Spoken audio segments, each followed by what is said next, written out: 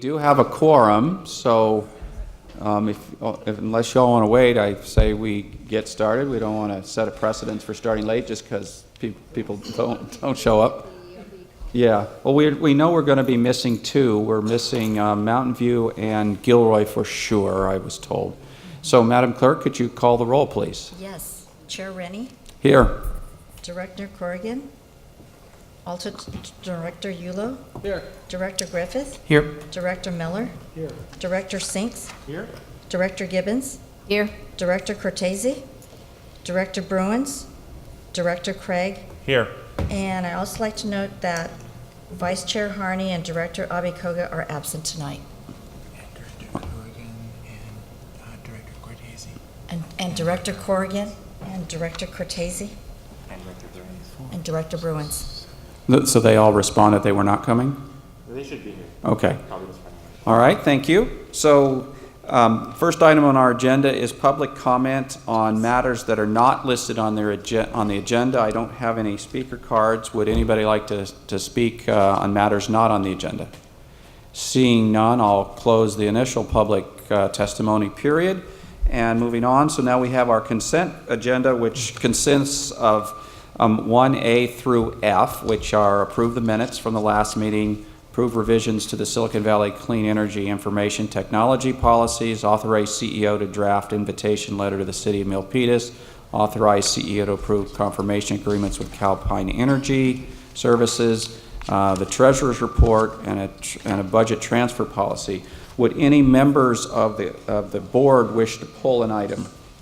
Director Griffith. 1C, please. Okay, so we're going to pull 1C from the consent calendar. Any other? Director Yulo.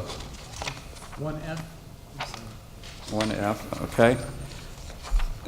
If that's it, are there any members of the public that wish to call, pull an item from the agenda for discussion? No? Seeing none? All right. So we now have a consent calendar consisting of 1A, B, D, and E. Second. Okay, I have a motion by Director Miller, second by Director Sinks. Any discussion, questions? No? All in favor? Aye. Aye. Okay, so anybody opposed? All right. So let's start with consent item 1C. I believe that was Director Griffith that pulled that one. Yes, thank you. On the surface, this is pretty straightforward. We're just sending a letter to Milpitas to invite them to join us. I guess my question is, do we want this item to go a little bit further in terms of explaining to them what is involved, trying to figure out a little bit of what is involved in adding a new member, what kind of costs they may incur? Granted, the costs are fairly minimal now that we've started up, but rather than just saying, hey, do you want to join, how about, hey, do you want to join and here's what's involved? Yeah, in preparation of that, there is a presentation on the 19th at their council where we'll have an opportunity to address some of those questions that you just brought up. In fact, Don Bray met with them a few nights ago, and those same questions came up, so that's something that we would address in that Okay, so if we are going to be presenting to them in person to say, here's what's involved, then a courtesy letter from the board saying we'd like you to join is really appropriate. I'm happy with that. Thank you. Thank you, Chair. Okay, any other comments? Do you want to move it? Let me check with the public first. Would any member of the public wish to speak on this item? Seeing none, I'll close the public testimony and bring it back to the board for a motion. Move to approve 1C. Second. Any further discussion? Seeing none, Director Miller?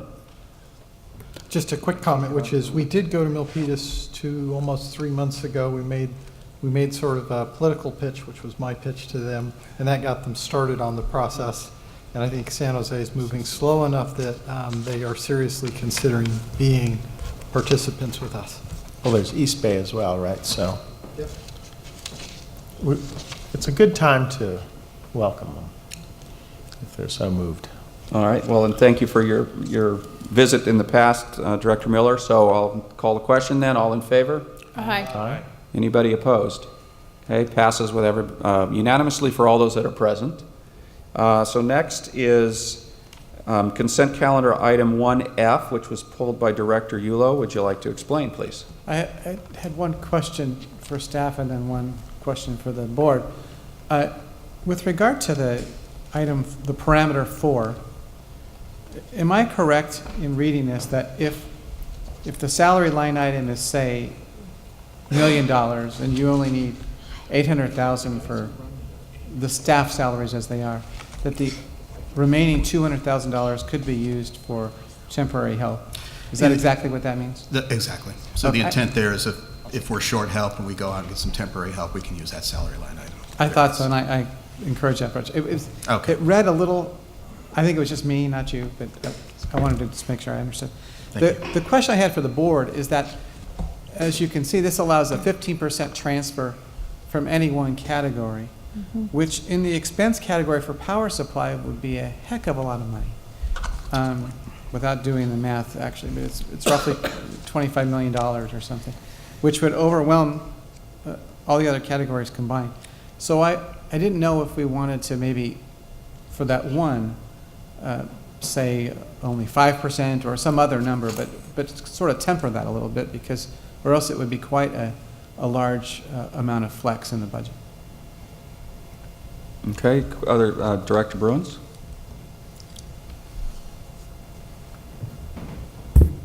Sorry, I gotta remember what dais I'm on. I would agree, I would concur with that. That line item does kind of stand out, so I would agree if we could look at some sort of modification to that. Will do. Does that make sense? Absolutely. I can even add on there with an exception to power supply as well to move forward with this tonight if you like. And what would either one of you propose? Does it exclude it, or does it, what's the percentage, or what's I the? propose a language to exclude power supply. Does that give you no flexibility, or? We'll have flexibility in other line items.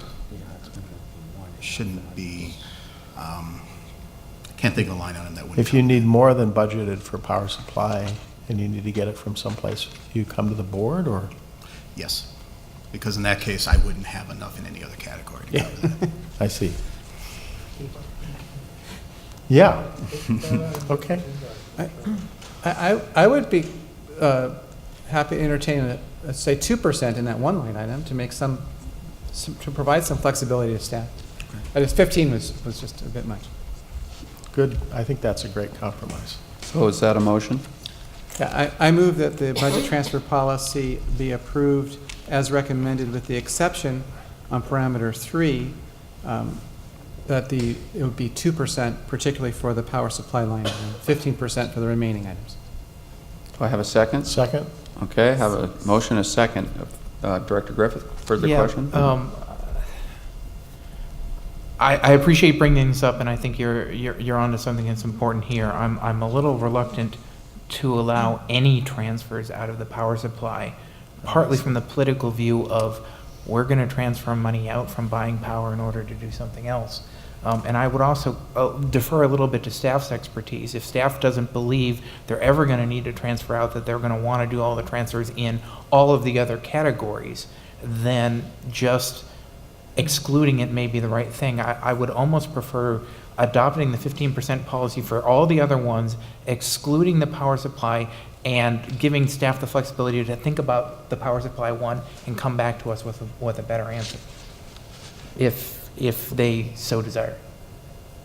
I'm wondering if you'd be open to amending your motion in that regard, or are you really stuck on 2%? Oh, I'm not stuck. Perhaps we could hear from others too, what people think. I'm fairly flexible. And from staff, I guess, because. Most of the other line items are fairly comparable in size, with the Yeah. exception of power supply. So excluding power supply from this policy is okay with us. Then I'll be happy to make that amendment to the motion. Second.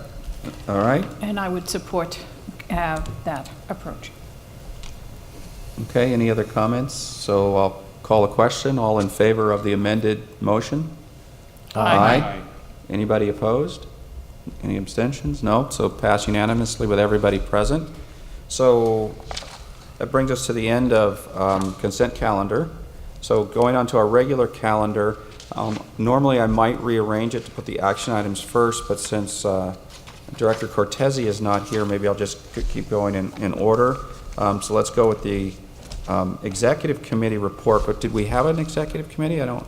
We did not. So, We canceled it. So we'll skip that item. I was like, wait, I don't recall being at one. Yep, that was a short report. So we'll go on to item number 3, CEO report. Okay, thank you, Mr. Chairman. We'll start off with the new faces with SVCE. So we have Sarah Jo Manson joined us on August 21st as our new community outreach specialist. Prior to joining SVCE, Sarah Jo was most recently center manager at Stanford's Precourt Energy Efficiency Center. And Sarah Jo has a BA from Colorado College and an MS focused on grid decarbonization from Stanford Civil and Environmental Engineering Department. So with Sarah Jo's hiring, all the positions in the Public Affairs and Marketing Group are now filled. Helping us out on power supply, we hired Alex Solomon, who joined us on September 5th as our power resource analyst. Alex has over 10 years of experience in power supply markets, and he has an MBA from University of Richmond in Virginia. We also added 2 new Climate Corps Bay Area Fellows that will assist the outreach team over the next 10 months. Kelly Hooglin graduated in June from UC Santa Cruz with a combined major of Economics and Environmental Studies, and Victoria Yu graduated from UC Davis with a bachelor's in Community and Regional Development and a minor in Economics. So welcome Sarah, Alex, Kelly, and Victoria. Welcome. Welcome. I'd also like to provide an update to the board on the CEO recruitment process. So the window closed last Friday, September 8th, for accepting applications. Shelley Anderson of Bryce Consulting is reviewing those pool of applications, and she'll be reaching out to the selection committee either the end of this week, but no later than the end of next week. So that process is moving forward. Also want to give an update on the long-term power supply. You may recall at the end of the meeting that we had in August, Dennis provided an update to the board with our intention to move forward with a request for offer on long-term power supply. Staff has been in discussion with Monterey Bay Community Power to issue a joint RFO, which we feel comfortable with because we know the guy that's down there. The primary benefit of pursuing this jointly as it provides economies of scale by allowing bids from larger projects, and eventually will bifurcate into separate contracts but with similar terms. SVC's goal in pursuing long-term supply is to be in compliance with SB 350. So as a reminder, SB 350 will require load-serving entities to meet a minimum of 65% of their renewable portfolio obligations through long-term contracts of 10 years or longer by 2021. So this proposal would lock us in for approximately half of that requirement. The timing of issuance of this RFO by the end of this week is to ensure that we are engaging with potential developers to be ready for 2021. We will report to the board in November of the results of this RFO process. Also want to alert the board to a policy direction workshop that's coming up on October 9th at 6 p.m. at the Sunnyvale Recreation Center. That date was decided on by the Risk Management Committee group. If it doesn't work, just let me know for the majority of the others, and we'll work around that. Eric Aceto will send out reminders on all your calendars. The meeting is also open to the public. Our thought process for this workshop would be the first half of the workshop will focus on foundation materials, such as renewable energy basics, and then the second half will be discussing policy direction with regards to power procurement and product offerings for 2019 and beyond. And you may recall that Tom touched on these issues in the June board meeting. We sort of punted it till the end of the year. It's a good time to start having that conversation again. And that will, again, occur on October 9th. Also want to point out to the board that we had a large transaction at the beginning of this month. It's a $2 million deposit with Z Global. Z Global is our scheduling coordinator, and again, that happened at the beginning of this month. So first, let me explain why we did the deposit with Z Global. California ISO, under certain circumstances, can demand a deposit from a load-serving entity, and when they do, we have 48 hours to comply or risk losing our scheduling coordination rights, which essentially would put us out of business. So by depositing with Z Global, if called upon, they can transfer that money immediately to Cal ISO, and we're safe there. Second, what are the circumstances that we're even having this discussion on a deposit? Well, for those of you in the area over the Labor Day weekend, it was hot. It produced near record energy consumption, and with that, near record energy prices. In fact, there were some moments on Friday before the Labor Day weekend where prices were around $800 a megawatt hour. And with that high load, we were not supplying enough into the system that we were taking out, so we were a net buyer from California ISO. CAISO requires each market participant to post collateral commensurate with unpaid dollars owed, combining that with a forecast over the 30 days ahead. So this $2 million number was a recommendation from Z Global. California ISO has not asked for a deposit yet, and as soon as we get through this hot weather, we'll revisit with Z Global to getting that deposit returned. But under no circumstances do we see this going past the end of this calendar year to have that deposit returned to us. I'd like to also point out to the board that the Cal CCA annual meeting is October 3rd in Southern California at the Riverside Convention Center. I believe Director Sinks is intending to go. If anyone else is interested, please contact Eric Aceto and get you registered and work on any travel arrangements. On the CEO agreements, I won't go through the list, but I will note that we did procure with Team Logic to perform a security audit of our IT system and infrastructure, and we should have the results of that audit in a staff report next month. And then on the regulatory and legislative update, this is with the legislative session closing at the end of this week. There's been a flurry of activity, as all of you probably are aware, with the multitude of emails. To help sort out all those issues and brief us on also some good news we received this afternoon, I'd like to have Hillary present that.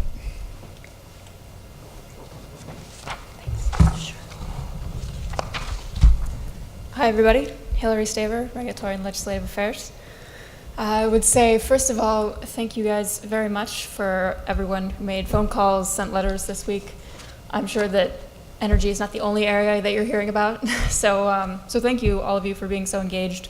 I apologize for the barrage of emails. But as you know, we're in the last week of the session here, and thanks to Prop 54, which was passed in the election last November, we now have a new rule in place that was never in effect before, that bills have to be published in print for 72 hours before they're voted on.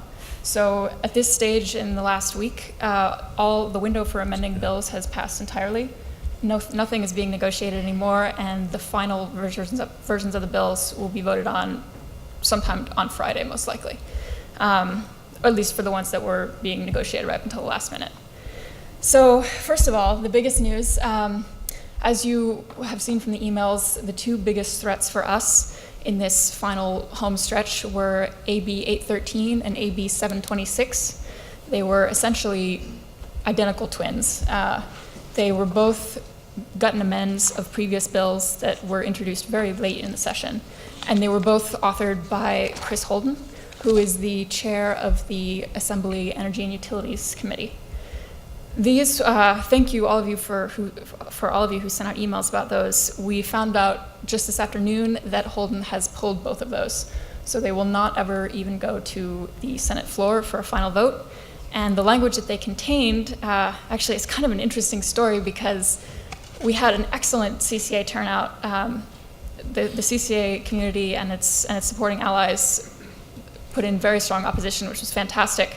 The bill also produced a sort of strange alliance because it also, in addition to, well, basically the bills had two halves. One was the language that would have affected us, which was language forcing electrical corporations, which is the investor and utilities, to front-load procurement of extra wind and solar in order to take advantage of the federal investment tax credit and production tax credit, which are expiring in the early 2020s. And the way that affects CCAs is that that new extra procurement was authorized to be charged to CCAs in the form of a new non-bypassable charge, unless a CCA was able to meet certain criteria and declared that it would prefer to self-procure. For us, personally, at SVCE, we would have had that option. We are already up and running. But for the large majority of communities that are still in the final stages of CCA development, they would have been cut off from that because the rule in the bill was that the implementation plan had to be submitted by September 2017. So these bills essentially would have frozen potentially new CCA development in the state of California, because new CCAs would be hit with a potentially very large new non-bypassable charge that they would have no way to fight. So that was the half that we were concerned with, but the other half of the bill was about regionalization, about turning the California Independent Systems Operator into a regional entity that would basically create a bigger pooled market all across the western seaboard. And the investor-owned utilities were very strongly against that. So the net coalition against this bill in the end was very large and sort of contained some unusual players who don't often find themselves on the same side. So there was strong opposition to both of those bills. They were pulled this afternoon. So that's a big win for the CCA community, and it's a far cry from where we were last session in terms of clout. So thank you, all of you. The other bill is SB 100. That's been around for a while now. And essentially, so we have come out in support of that in the last week. There was some language originally that dealt with CCA procurement authority and could potentially have impacted the integrated resource planning proceeding that's currently going on at the Public Utilities Commission. But late last week, the authors did accept all of Cal CCA's proposed amendments. So that bill was no longer a problem for us. And as you know, that is an RPS acceleration bill. So it moves us from a 50% RPS target in 2030 to a 60%, and also requires that by 2045, the remaining 40% of the state's energy portfolio be zero carbon. That bill is still currently alive. It's in the Energy and Utilities Committee. Unfortunately, the deaths of the two, of 813 and 726, have created a difficult situation for SB 100, because now there is no leverage, basically, there's nothing to bargain against. The other large energy bills are gone. So the thinking is that with the opposition from the investor and utilities and from IBEW, the labor lobby, that SB 100 is encountering some significant obstacles and may be unlikely to pass, but we will see. So at any rate, the part of that was threatening to CCAs is now removed. So those are the big three, and everything else that we've dealt with, like SB 618 earlier in the session, was neutralized earlier. So these were really the only three bills that required major attention towards the end of the session. So it looks like on net, it was a good session, and thank you all of you for being engaged and for contacting legislators. It makes a big difference. So, any questions? Well, thank you, and you shouldn't apologize for sending us emails, because we asked to help on this. So let's go with Never questions. Director Gibbons first. Thank you. I just wanted to thank Hillary for all of that. It was great. I also wanted to take note that I also was getting inundated with emails from the Sierra Club supporting SB 100. So I'm very glad that the language was changed, because that is a very powerful group, and one we may like to work closer with in the future. Director Sinks? Yeah, a couple of questions. First on to you. Could you share the news about our BIN 2 acquisitions through the end of 2018 that you shared with PCC2 that you talked to the risk committee about? I thought that was really good news. Yeah, so we were able to close a deal with Xcel Energy on PCC2 procurement at a favorable price that should meet all our needs for 2018 on PCC2. So we're covered on 2017 as well as 18. Yeah, correct. Yeah. That's great. And it seemed to me, talking to energy experts, that they all thought that expanding the Western grid and have CalISO be more of a regional body rather than just focused on California was a key mitigation strategy to the duck curve. I mean, our ability to share energy across a wider area could be a real help. Can you explain why the IOUs would be opposed to that, and should we not be advocating that come back next year in some form? This is something that we actually discussed at length in the regulatory committee and amongst the board at Cal CCA. Cal CCA and those of us constituent members actually had no problem with well, it's not an official position because we never had to take an official position, but I will say I agree with you. From what I have seen of the system, there are significant integration benefits, renewable integration benefits to having a more regional grid. And I think this is something that, well, we know that Governor Brown has been working on this for a while. I would say from the investor and utilities the perspective. Environmental Defense Fund, I mean, there have been a whole bunch of advocates for expanding the grid. So for example, if we're in the middle of the day here at springtime, we can't use all of our solar. If we could ship it efficiently east of here as their sun is going down, and so forth. So trading off when one region's cloudy, that sort of thing, seems like one of the biggest things we could do to actually help ourselves. Yeah, from a mitigation standpoint, it actually makes a lot of sense. I think the objections tend to be more economic and political. And on the economic side, it depends on what level you're looking at. You know, it dilutes the influence of any one institution in a bigger pool. But from a mitigation standpoint, it is something we should be working towards. And CalCCA's opposition to 813 and 726 was not based on the regionalization language. So what's inside an IOU's head to oppose this? It would probably have to do with how the changes that would be made to the way energy traveling across state lines is treated. And I would have to look more into the exact details of how their economic proposition would change under that system. But I would guess that the change in the border treatment would be the tipping point for them. Okay, and finally, between these two bills, what's the distinction between 813 and 726? Why two bills, or what differentiated them? They were actually almost identical. Okay. There was a possible scenario that ended up not happening, but for a while there was talk that one of them might be amended to remove the ITC PTC language and just be purely a regionalization bill. And I think that scenario sort of gave us some insight into why they would produce two mirror image bills, because basically if the atmosphere became such that the regionalization could pass by itself without needing the ITC language, because the labor lobby generally is against regionalization for its potential to move capacity outside of the state, but they were supportive of the ITC PTC language. So putting those two together was potentially a way to get the labor lobby to be on board with regionalization. But if you have two and things are looking good, you could potentially cut the ITC PTC language out of one and do just a pure regionalization bill. They didn't actually end up doing that, and we're not sure why, but it was an option. It gives you two versions to basically kind of like cut and paste bits onto and see what works. So my only feedback to you is it would have helped to have a paragraph or two on each of these in the, when in your call to action. When I read about these bills integrating more of the Western system, I said, good for that, but what's wrong with this? And I was confused, and it would have helped to have some clarity about that. Maybe you sent it in one of the prior ones, I don't know, but the final calls I saw were just do this and okay.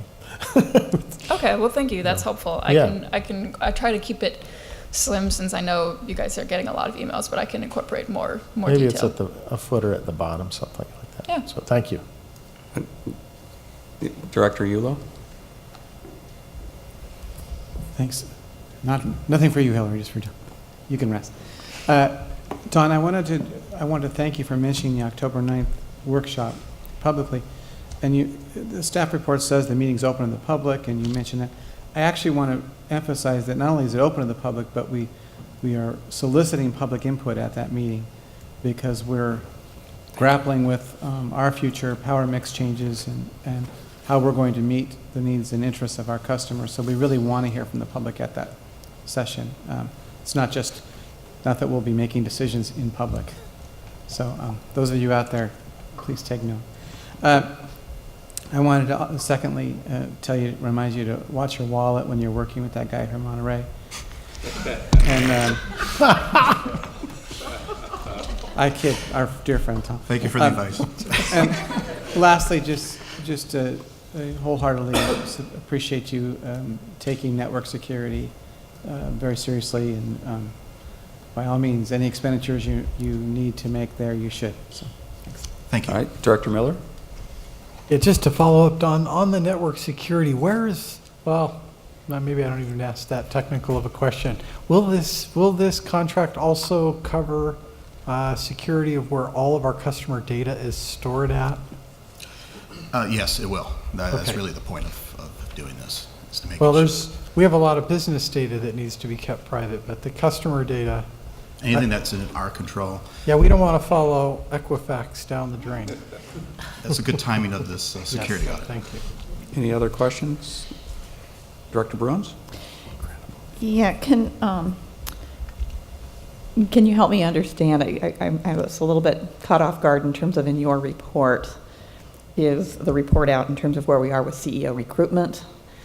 Because, like I said, I'd like to understand where the chain of the communication and such is, because I come from a school of thought that you should not be anywhere near or any of the employees in your organization should be involved at all, directly or indirectly, with the consultants that we've hired for the recruitment, and that really should be a role by the selection committee, and there should be a single point of contact there.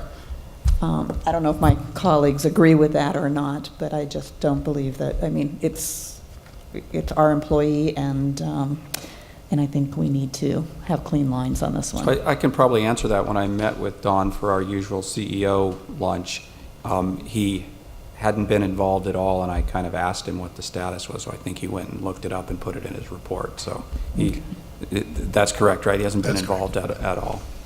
Okay, so maybe in the future, if we could have the chair reporting on the status instead?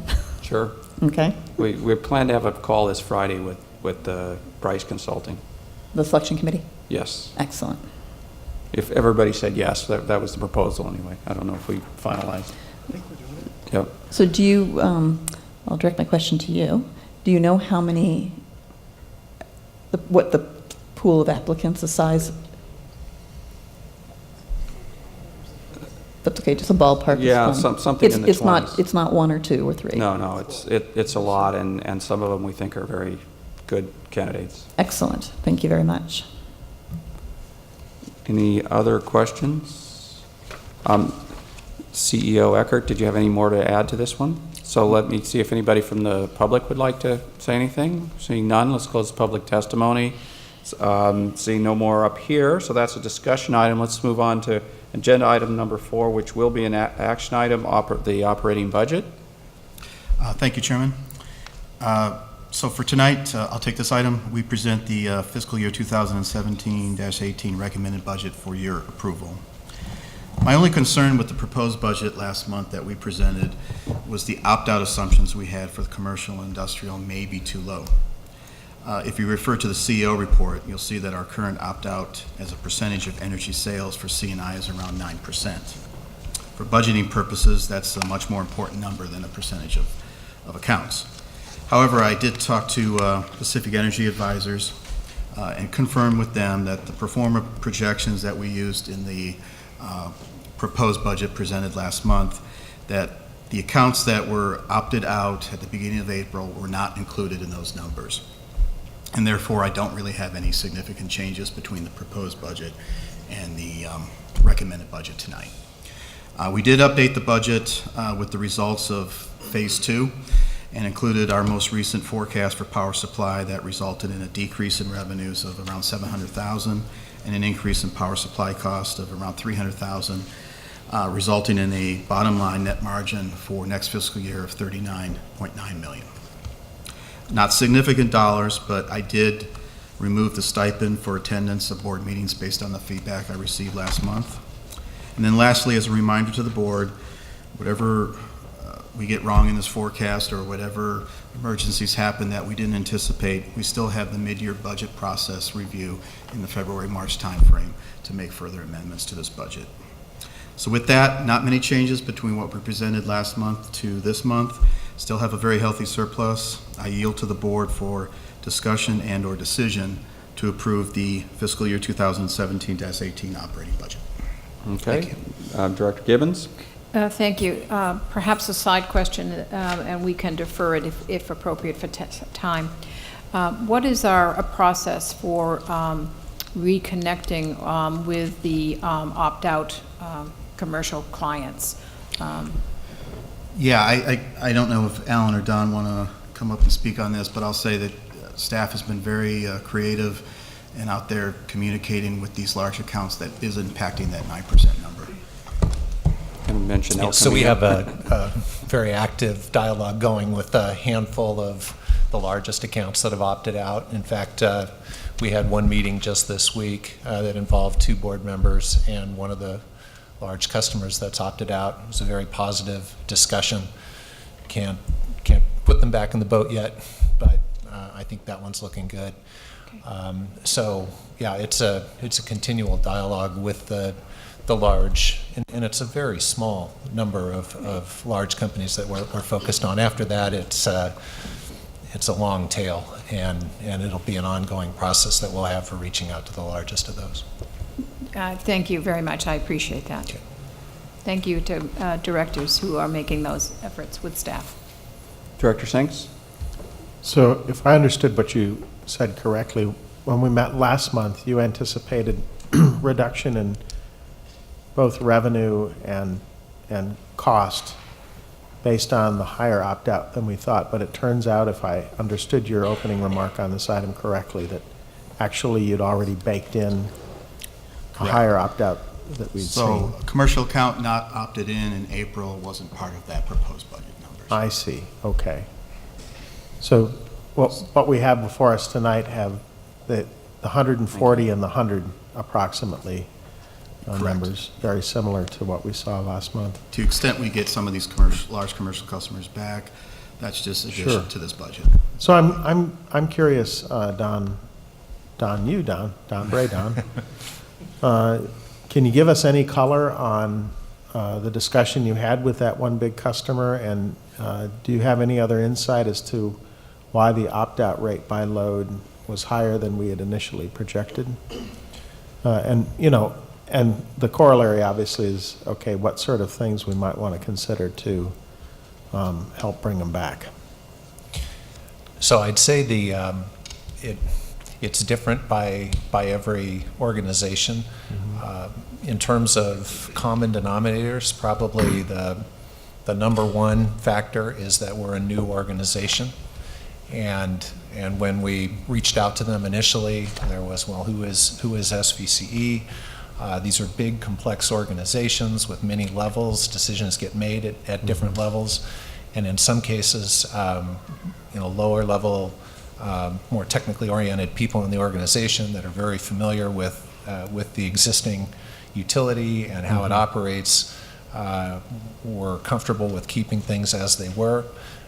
That was certainly the case with the organization that we met with this week.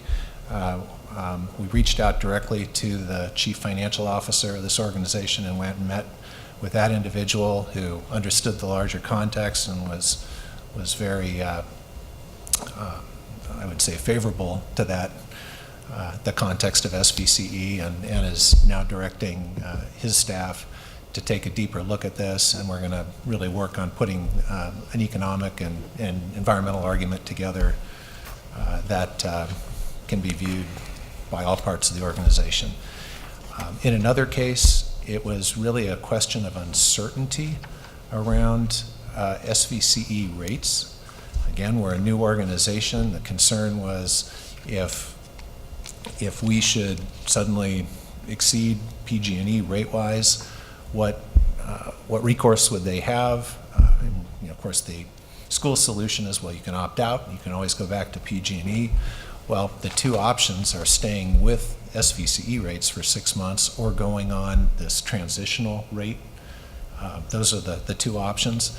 And it turns out the transitional rate is extremely complicated and highly variable. So in this case, this large customer was concerned that, gee, we're exposed potentially to a rate that we don't fully understand. This is a transition back to PG&E? Right. I see. Or potentially subject to PG or to SVCE's higher rate. So they're interested in seeing us run for a while longer, or in ways that we might be able to mitigate that potential transition risk. So we're having that conversation with them now, and that's been constructive. Nothing firm to report, but so in each case it's a little bit different. But if I had to draw a common denominator, it's just that we're a new organization, and these are big customers that want to have assurances. So Thank you, I appreciate that. All right, any more questions? Director Yulo. Don Ecker, I have to apologize because I think you probably explained this and I missed it, but when you look at our budget, really when you're thinking about how we're doing, you just need to look at two lines when you look at the future, you know, the energy sales and the energy costs. When I look at the chart on page 16 of the hard copy, which shows the prognosis for several years out, the energy sales are projected to grow very slowly, or in fact decline fairly significantly next year. And power supply costs are projected to go up. Is this based on our real expectations, or is it just sort of a conservative approach? Thank you for pointing that out, and it's based on a very conservative approach. So if you look at, for instance, energy sales on line 2, year-over-year growth, 0.5%. We're also including in 2018, 16% PCIA increase. 2019, another 10% PCIA increase. Nearly flat energy sales, and also looking at projected out flat PG&E rates. So if we want to maintain that 1% margin below PG&E rates, very unlikely those rates are going to stay flat over the next 3 years. So we took a very conservative approach on the energy sales. Power supply, the same thing. So we have some open positions past 2018, and we looked at, again, a very conservative approach in pricing out what's at risk. And so this would, in my case, be a very conservative view. Okay, Director Corrigan? Is this working? I may need Yes, it some works. magic touching other buttons. Hi. So I don't want to run us into the weeds, but I do have a question about page number 1 with our organizational goals. And maybe we did this a month or two ago when we were discussing some of the finer points in the construction of this document. But it jumped out at me this time around that, at least it's my opinion, that if this is in any sort of prioritization, it seems to be flip-flopped in several places from my point of view. And that number 2, item goal number 2, should be absolutely one of the highest priorities in my opinion. The reason I bring this up is because I see this document has already been printed and in fact is available widely throughout all of our materials. But going forward, at any opportunity to discuss the prioritization of these goals, I'd like to make sure that we also include a component about becoming a resource for residents in our community and commercial entities, a resource and a body that provides education and information about energy options and what's going on in the marketplace in general. So those are my 2 thoughts on this mission statement. I know it's irrelevant to the bigger budget discussion, but I didn't want it to go unnoticed. Thank you. So if I remember correctly, we did discuss these goals, right? They aren't just new ones. Correct, Mr. Chairman. So we voted on this strategic plan back at the June board meeting. I'm not entirely clear if goal 1 to 11 is really an area of prioritization, or it's just a list of the goals, is really more my understanding of it. But certainly when we go through the strategic planning process again, we'll consider those comments. I think Director Bruins may have something she remembers. Yeah, following on, again, I think we need to separate 2 things. One is when we built these goals and such, and we might say they're all equal, but we're doing that from an internal point of view. When we're putting it out into a public document, I think what Member Corrigan is suggesting is if we think about whenever we're presenting anything, which is how you guys do all your marketing stuff, right? But to look at it in terms of what are the important things from one of our customers' point of view. And it's back to the comments, John Bray made in terms of we're new, confidence and all. and I'm sorry, not as a board member, but as a resident, our goal number one, and again, it doesn't mean any significance, but presenting that first is like I don't care. I just want to know I'm going to get my electricity and I'm going to get it at the best price. That just doesn't play into that. So I would ask that we think in terms of, even though these are our goals, I don't think we're wedded to which one has the label goal 1, goal 2, or maybe we just, in public documents, reorder them and put a bullet, make it generic. But again, ask that we do it from a customer point of view and what are the messages, because this is another kind of a marketing piece in some ways. So I think that's what you were going at. Is that true? Yes, thank you. Thank you. Is there any reason in adopting this budget, staff couldn't rearrange these goals to put the outward-facing customer interested goals ahead of the other ones? Absolutely not. It won't affect Okay.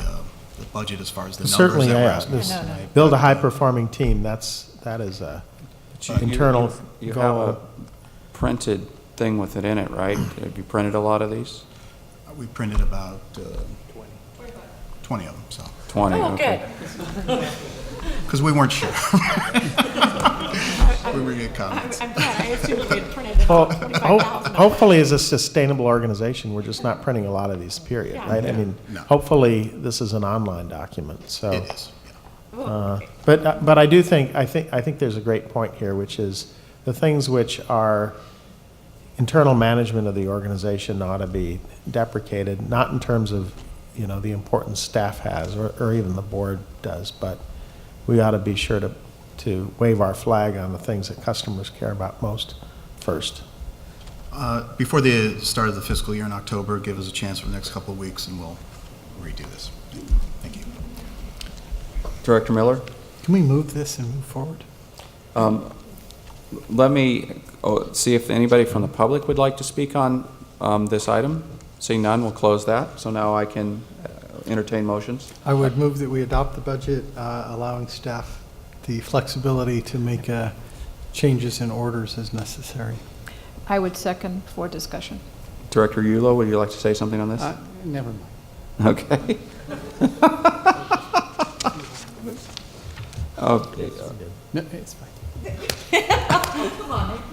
Okay. I'm not going to sleep right tonight. Could we also slightly amend goal 11 to start with a verb so it's parallel to the other 10?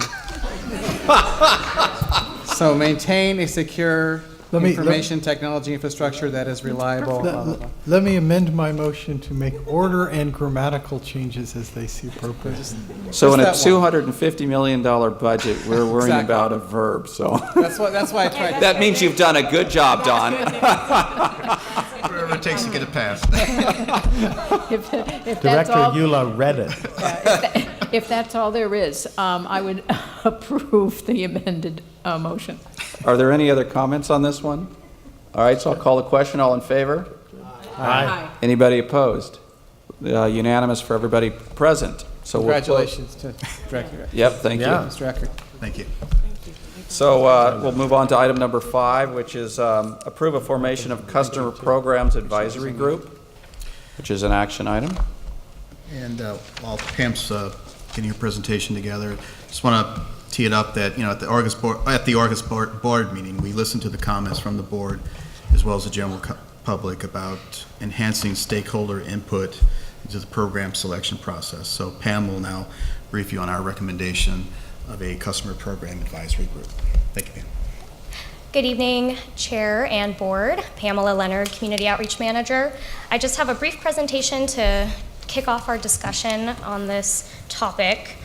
From our August meeting, we did identify a goal for the input that we received on forming a customer advisory group, and that is that we are enlisting additional customer and stakeholder input in the analysis, development, and recommendation of program goals and investments. So with this goal, it's going to help us to, or it has helped us to identify what we are recommending as an appropriate type of customer advisory group to receive that kind of input on our programs. And With that, I also just want to provide some context for our fellow Bay Area CCEs that all have some sort of customer advisory function, all of which are a little bit different. So we can continue to be Silicon Valley innovators and do something different and on our own, but just for some context to see what our neighbors are doing. First, we'll start with MCE, their Community Power Coalition.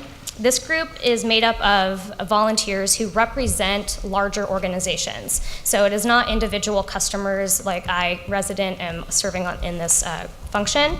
They are volunteer and are made up of about 25 members from throughout their broad service area. Sonoma Clean Power has a community advisory committee made up of very technical experts. So this group is an official body that was formed by being selected by the board of directors and serves for 4-year terms. And these folks review a lot of the direction for making recommendations for approval to the board on really nitty-gritty details of budgets and any contracts over $100,000. But they are made up of very technical people. The Peninsula Clean Energy Citizen Advisory Committee, these members also apply and are selected by the board of directors to serve in this role. And they must work or reside in the service area, and they are selected to represent a geographically diverse, broad region in the selection process, and must have relevant background or expertise in any part of the organization. So whether that's in the energy or environmental industries or community outreach or finance. And East Bay Community Energy, although they have not yet launched, part of their JPA requirement is to have a community advisory group that is made up of members who represent a variety of mostly community-based organizations, advocacy groups, as well as some labor and unions and industry. There's some solar industry representation in their advisory group. And they do have their chair sits on the board of directors as a non-voting member. And a little bit more about their roles and functions. The MCE group, it really meets informally in a monthly webinar that a dedicated staff member oversees this group, and so they're helping to share information about what's going on with MCE, as well as receive input on what the community priorities are as they are developing their programs. Sonoma Clean Power, they meet as needed. It is also part of the JPA. And as I mentioned earlier, they do review contracts and review budget rates and programs. The Peninsula Clean Energy Community Advisory Committee, they have a broad range of responsibilities that include providing feedback on policy and operational objectives, discussing their program development, and they act as community liaisons, helping to spread outreach and get folks to opt up to their 100% renewable option. They also review the board agenda before it gets posted, and also helps with some policy advocacy work. And East Bay Community Energy, it's pretty much anything under the sun outside of HR or legal matters that they review and make recommendations to the board. So with looking at what our other CCEs have been doing, we thought about it in the context of our specific goal as it relates to community and customer input on our programs. And so there's various options that and levels of input that each of these groups have provided to their CCEs. And the least amount of input is this outbound outreach function of serving as voices in the community to help get the word out about programs or other offerings.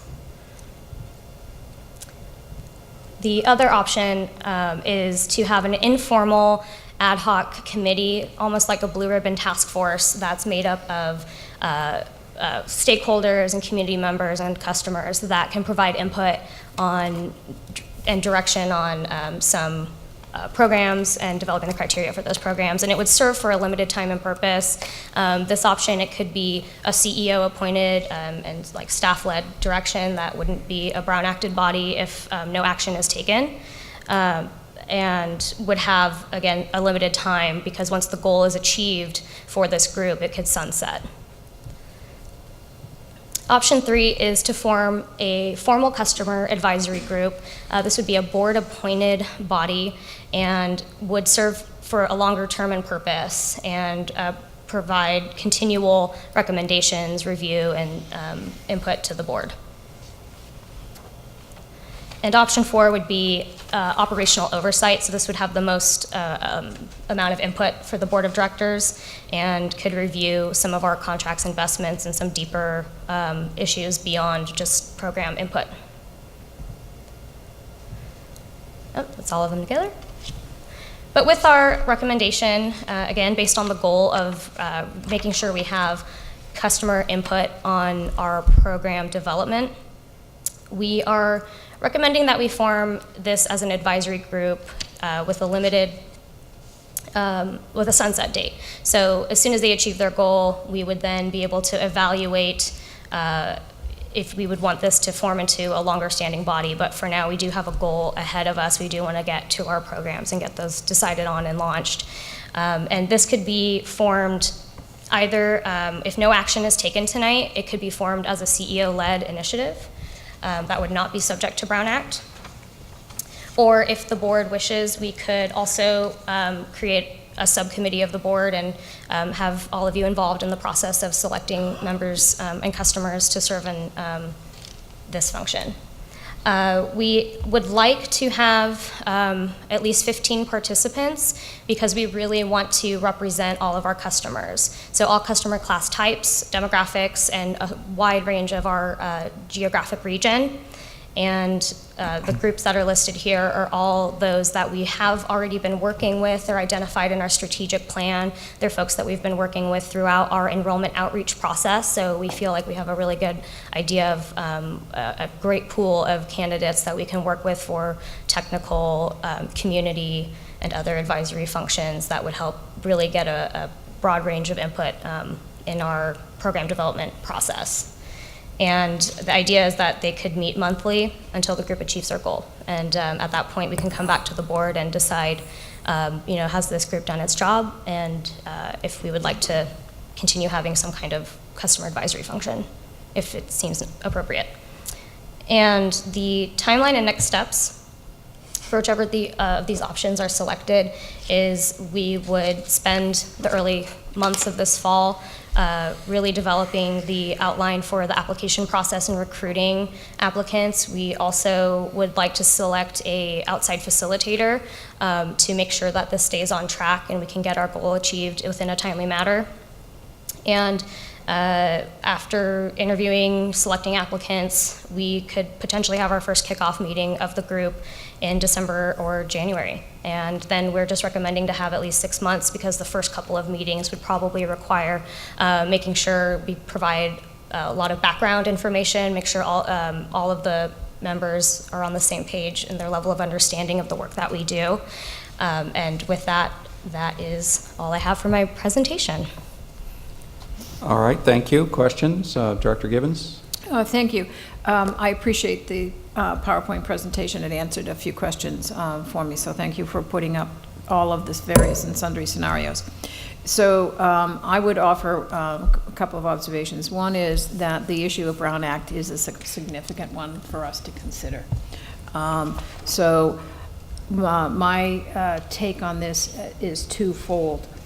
One is that at our last discussion, I was a little concerned, and this makes me more concerned.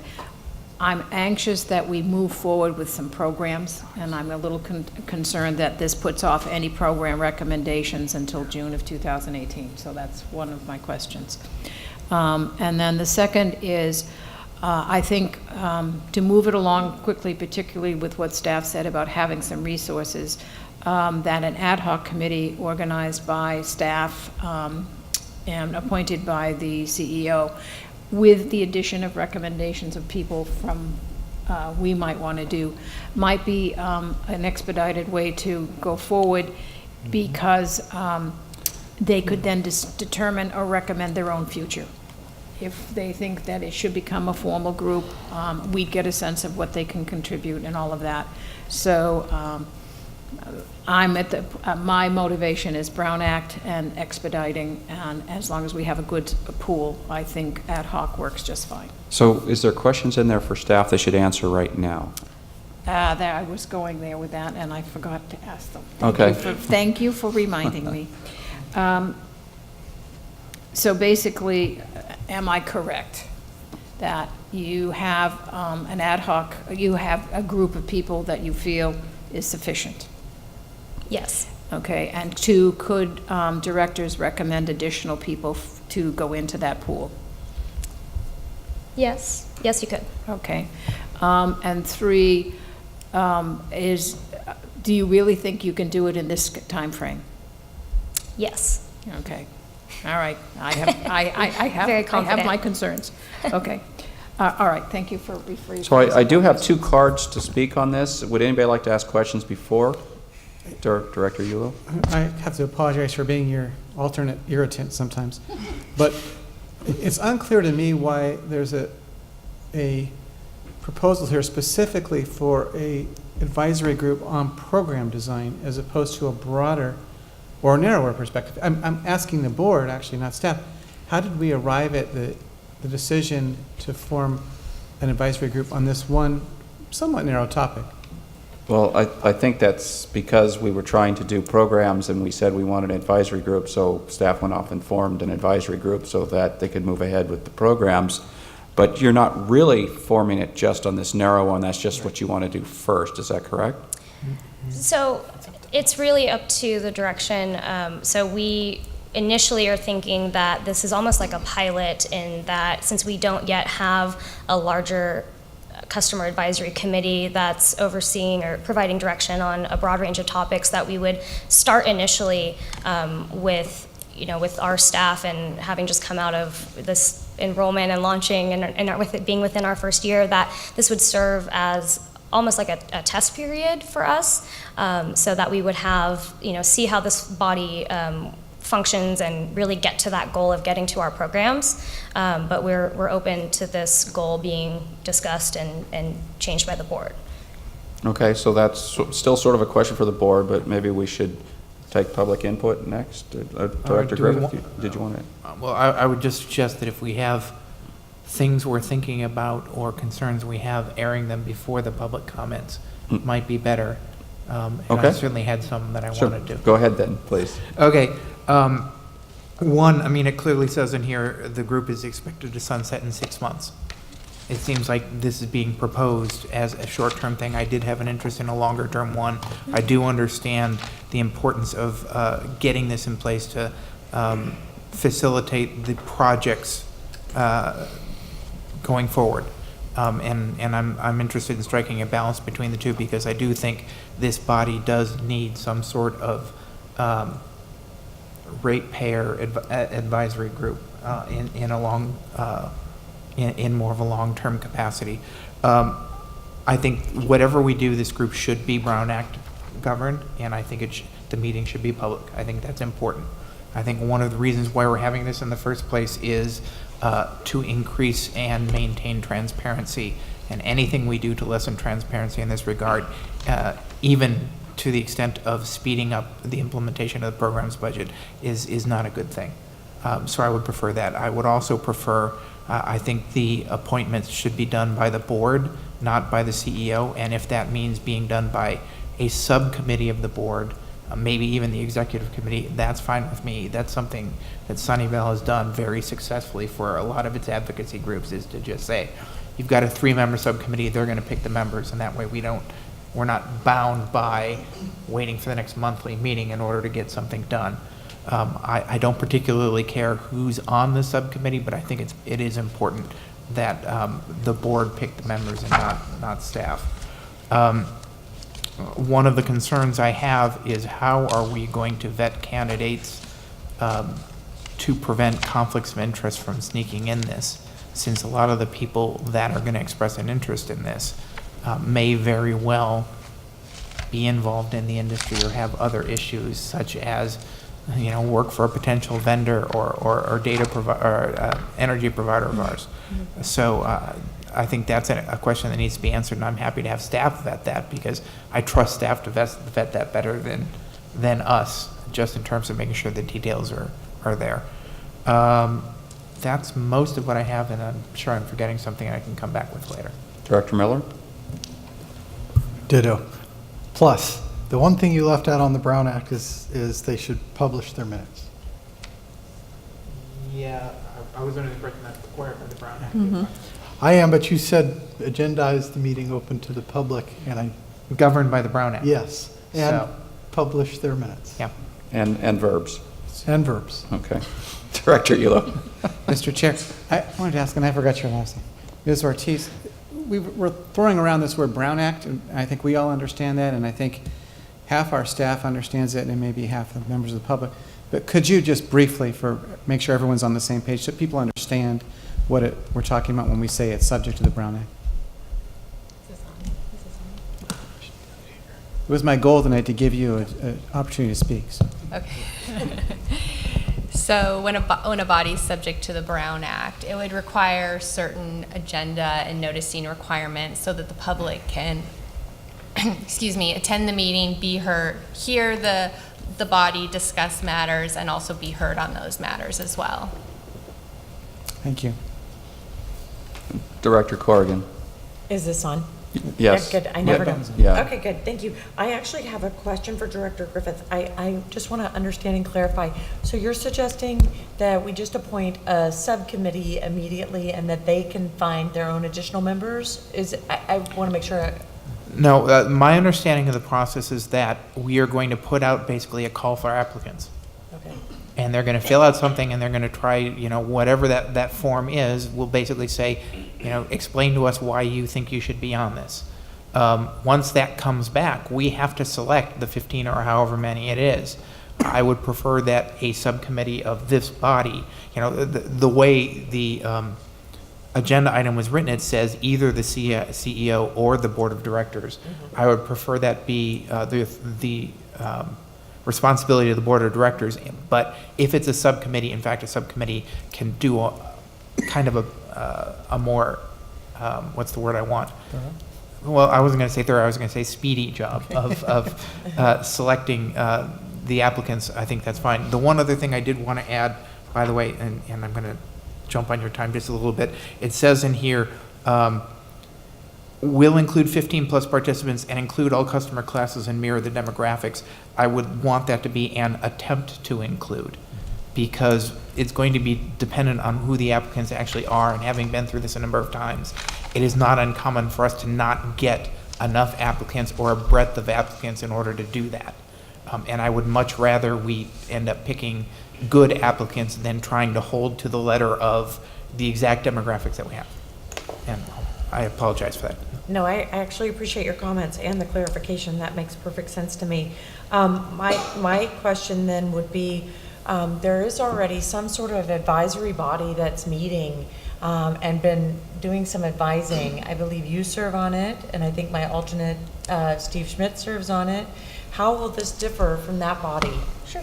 I'm happy to answer that. So we have various stakeholders that we serve, and one of those is all of you. So this other body is, it was the Sustainability Managers Roundtable, was kind of the term we dubbed it, and it's a city or member agency staff member that is our liaison to each of your needs and making sure we're meeting and assisting with your various climate action goals and receiving their input as well. And we also have a function for community outreach that serves that function too.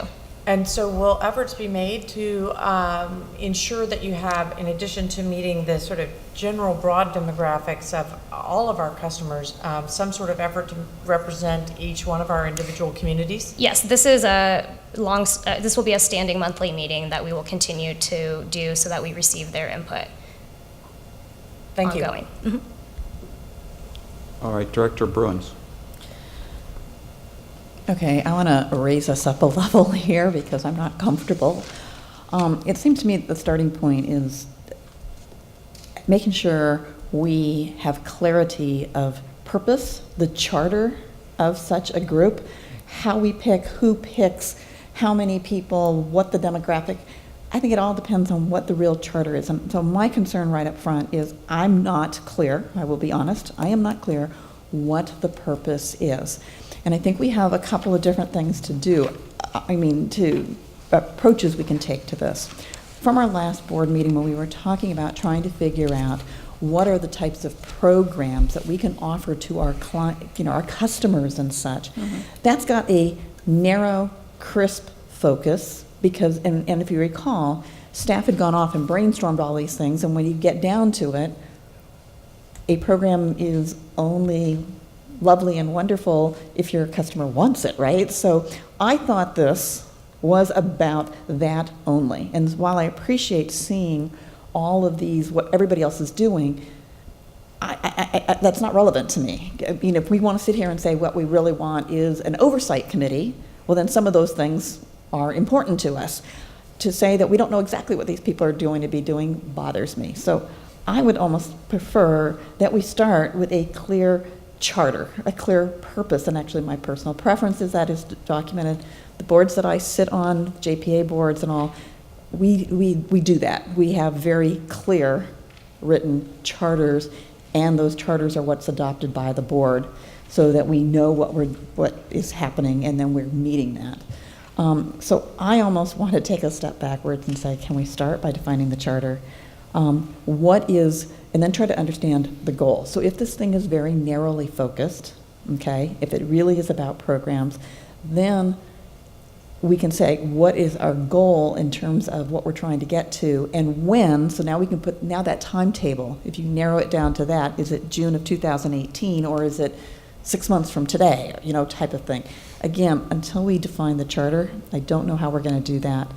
If the charter, if I'll go further, if the charter is really about trying to get us to programs as quickly as possible, that helps with our customers knowing who we are and not feeling like, well, wait a minute, I'm staying with PG&E because they offer this program, okay, such as our school districts.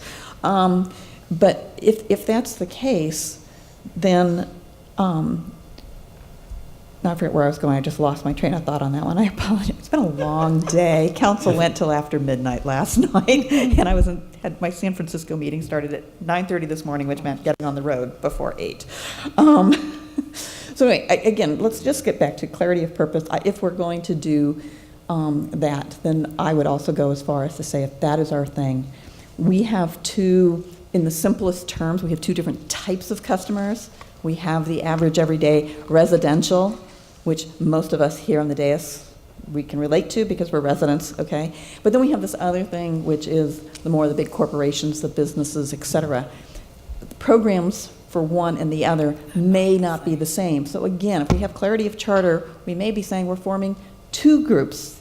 Again, if our mission was to say we want this program focus, let's do that. Let's make sure we have one that's dealing what do I care about as a resident and what do I care about as a business.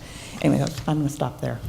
Director Gibbons. Thank you. Thank you for the conversation. It's been very helpful. And Director Bruin, you asked the question that I should have asked to begin with. I started out with the premise that we, based on staff's presentation last month, Alan, I felt that there was an urgency and an importance to connect with our customers, just as you were saying, to serve our customers, get our name out there, and that it was a priority from staff's perspective to have programs. So I was looking at this, and I'm asking staff the question, is this a priority that, would the staff recommend to the board that it's a priority to move forward with these programs? Because I did take it also as a narrow scope of work and a priority and need. So. Thank you, Director Gibbons. Yes, we think it's a priority because we need to move forward. We did not want to move forward. I mean, we brought plans, we brought some and a whole list. We brought about 14 plans that we are ready to move on. Some are ready to go, some required a little more work. But they were all, in a way, they varied from 24 or 25 that we were thinking about. So it wasn't just one or two. Then we realized that we kind of got the input from the board that you need public input, that we need to be transparent, we need to be talking to a group from the public and see what they want and if they agree and if they vet it. So we kind of put that on hold, focused to create this committee so we can actually run these programs by this committee and have this committee help us develop a roadmap so we can get back on what we think is urgent, is providing some programs.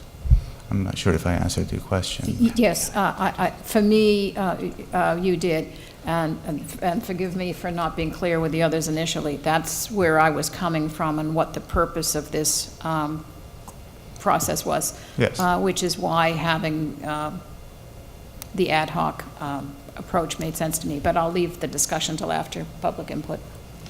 Okay, so we're ready for public input now? So let's talk, sure, Burton, Director Craig. So from what I gather, you want to get input from the public about possible programs that you would like to run. And it sounds like you would like for this to be a standing committee, and you would like to go to them constantly for feedback.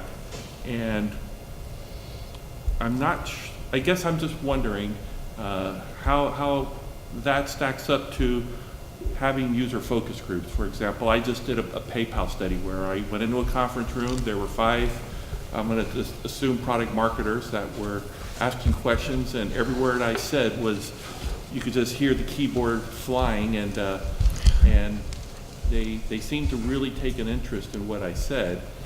And how much did you guys look at that option? Yes, absolutely, and we could. Pam, you want to expand on that?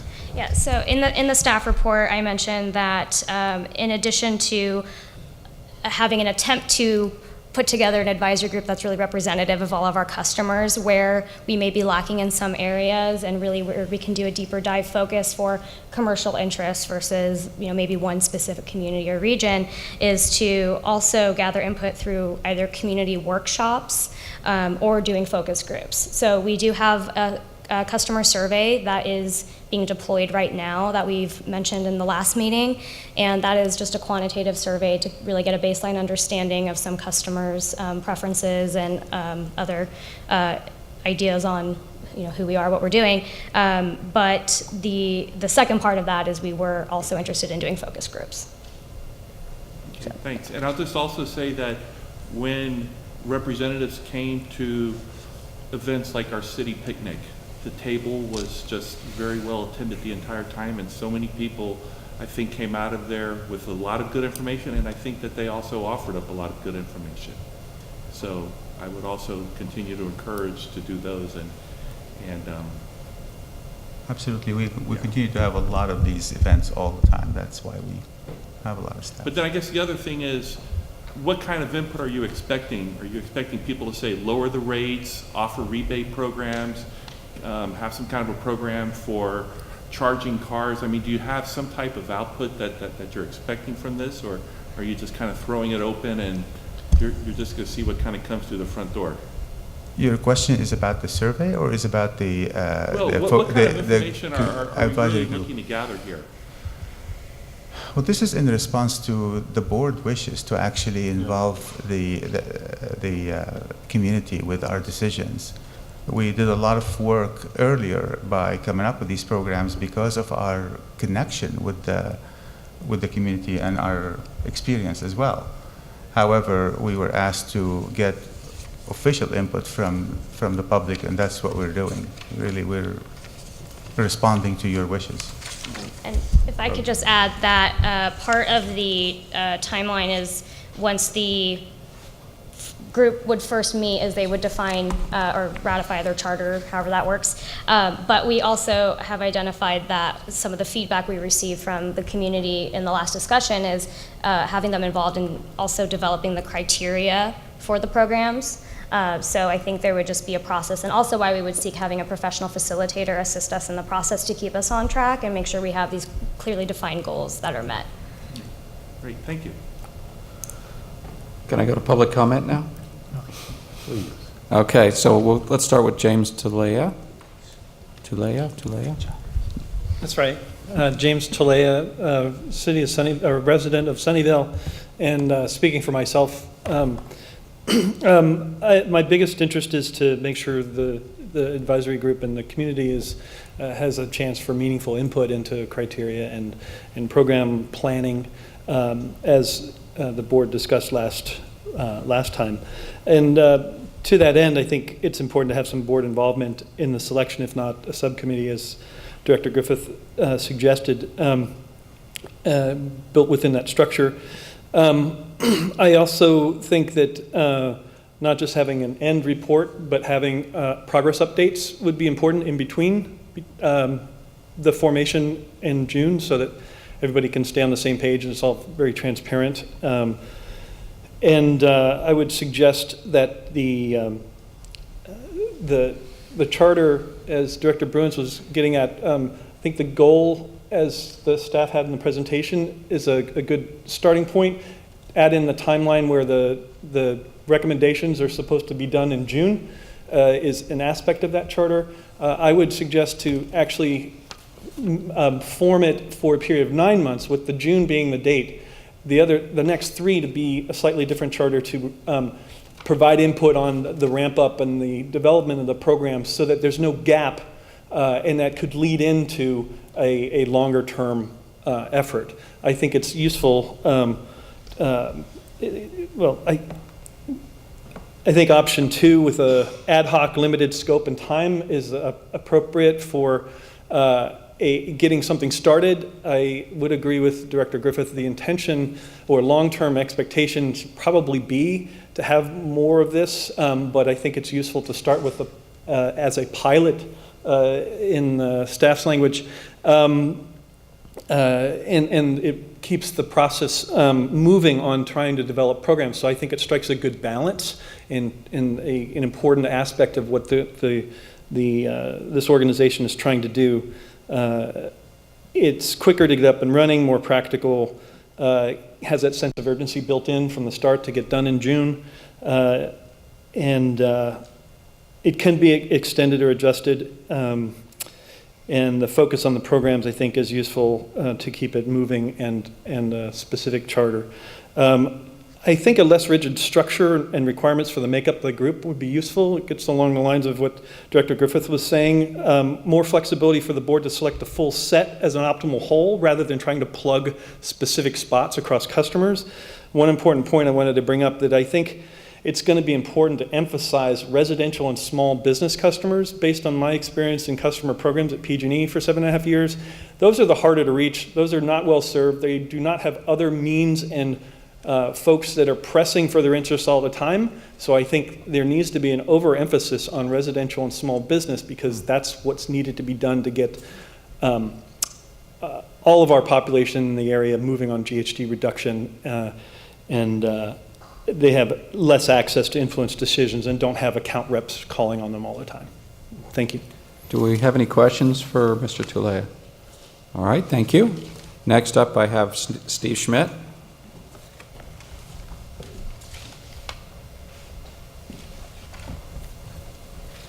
Thank you. Steve Schmidt from Los Altos Hills. I want to speak in favor of, specifically related to energy programs, more quantifiable criteria. I was present in a lot of the discussions going on about the energy programs, and I think we had some great input from the various sustainability managers from all the different groups. I think there was a lot of expertise in the room, and we had some great discussions about the various programs that were presented, but we kind of went around in circles quite a bit, because we didn't have a agreed upon set of criteria that were quantifiable. And this topic came up in discussion at the last board meeting in terms of how we're measuring these programs. I think it jives very well with what Director Bruins was saying. We need clarity of purpose around what's the goal of these energy programs. And we can get lots and lots of expertise, but we're not going to come to agreement. We're not going to come up with a defensible set of prioritized programs unless we have some quantified metrics. Thanks very much. Questions? From Los Altos Hills. Hi, welcome. It's nice to see you, Steve. Steve, I have a question. As this conversation is kind of happening in real time, I'm seeing a delineation between the two groups, the advisory group that you're currently serving on being more community-driven, meaning you're representing what our Environmental Initiatives Committee from the town of Los Altos Hills, what programs we're working on within our city, and how the two may be well aligned between what Silicon Valley Clean Energy is doing and the town of Los Altos Hills is doing. And I suspect all of your cities have similar organizational structures in your town, volunteer recommending bodies about environmental initiatives.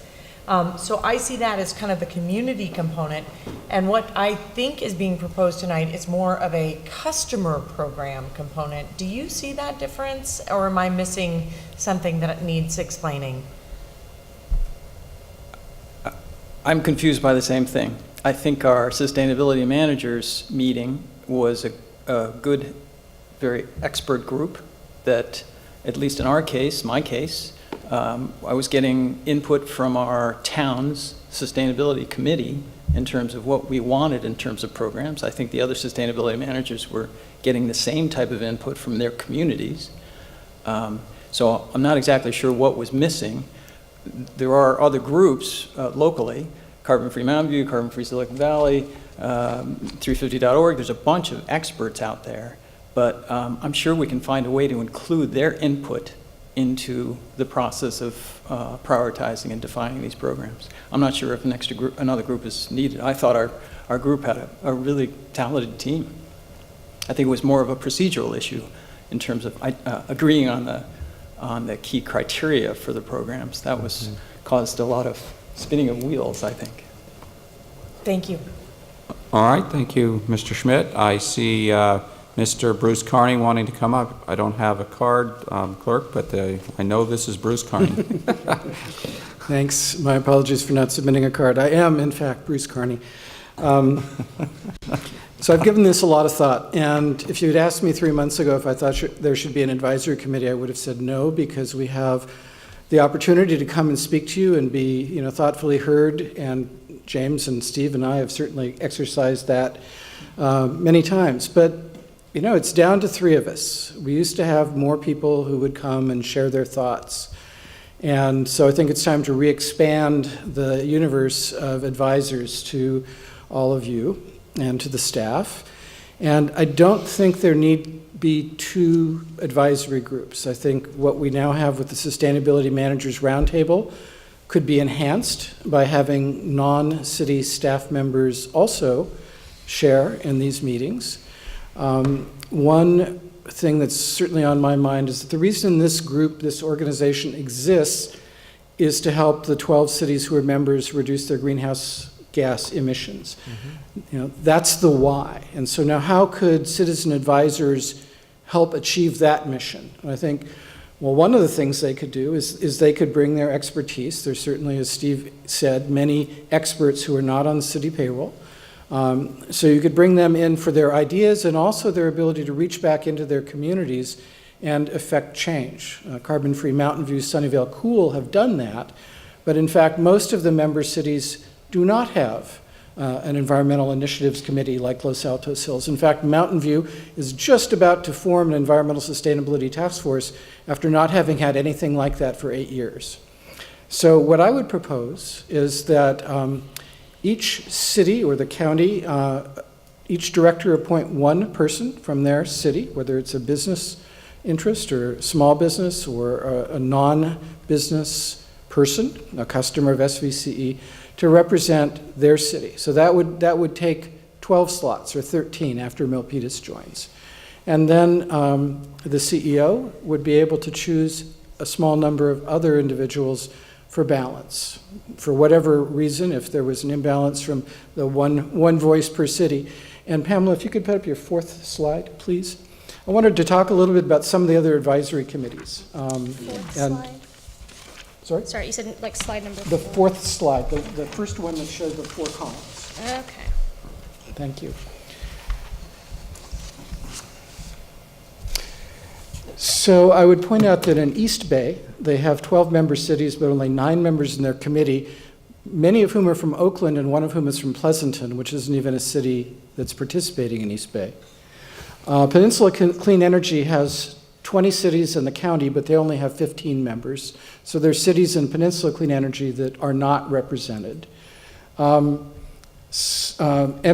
because of their geographic spread, has a very large number of members, 25, a fairly unwieldy number, and because of the geography, they seldom can get together in person. So I find that to be problematic.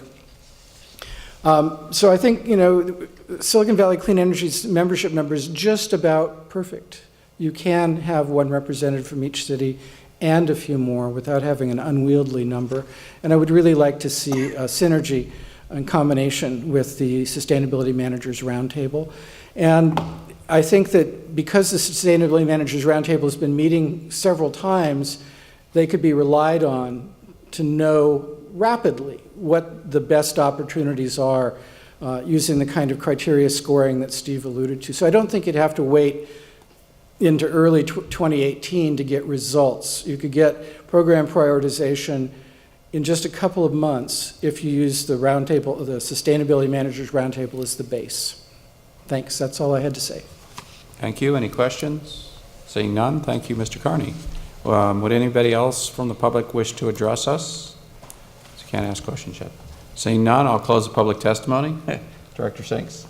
Yeah, I haven't spoken yet on this, so I actually like the last idea that Bruce presented. And I agree with Jeannie that this thing needs some real focus. Otherwise, are we just creating a shadow committee that would have to evaluate everything we evaluate? I mean, we ought to give it some purpose. And given the discussion we had about programs and really questioning whether these ideas were well formed, and I will tell you from attending executive committee meetings and these board meetings, we have, yes, 3 people or 4 people who are always showing up, offering actually really cogent ideas about, things we ought to be thinking about. I've learned a lot from James and from Bruce and from Steve.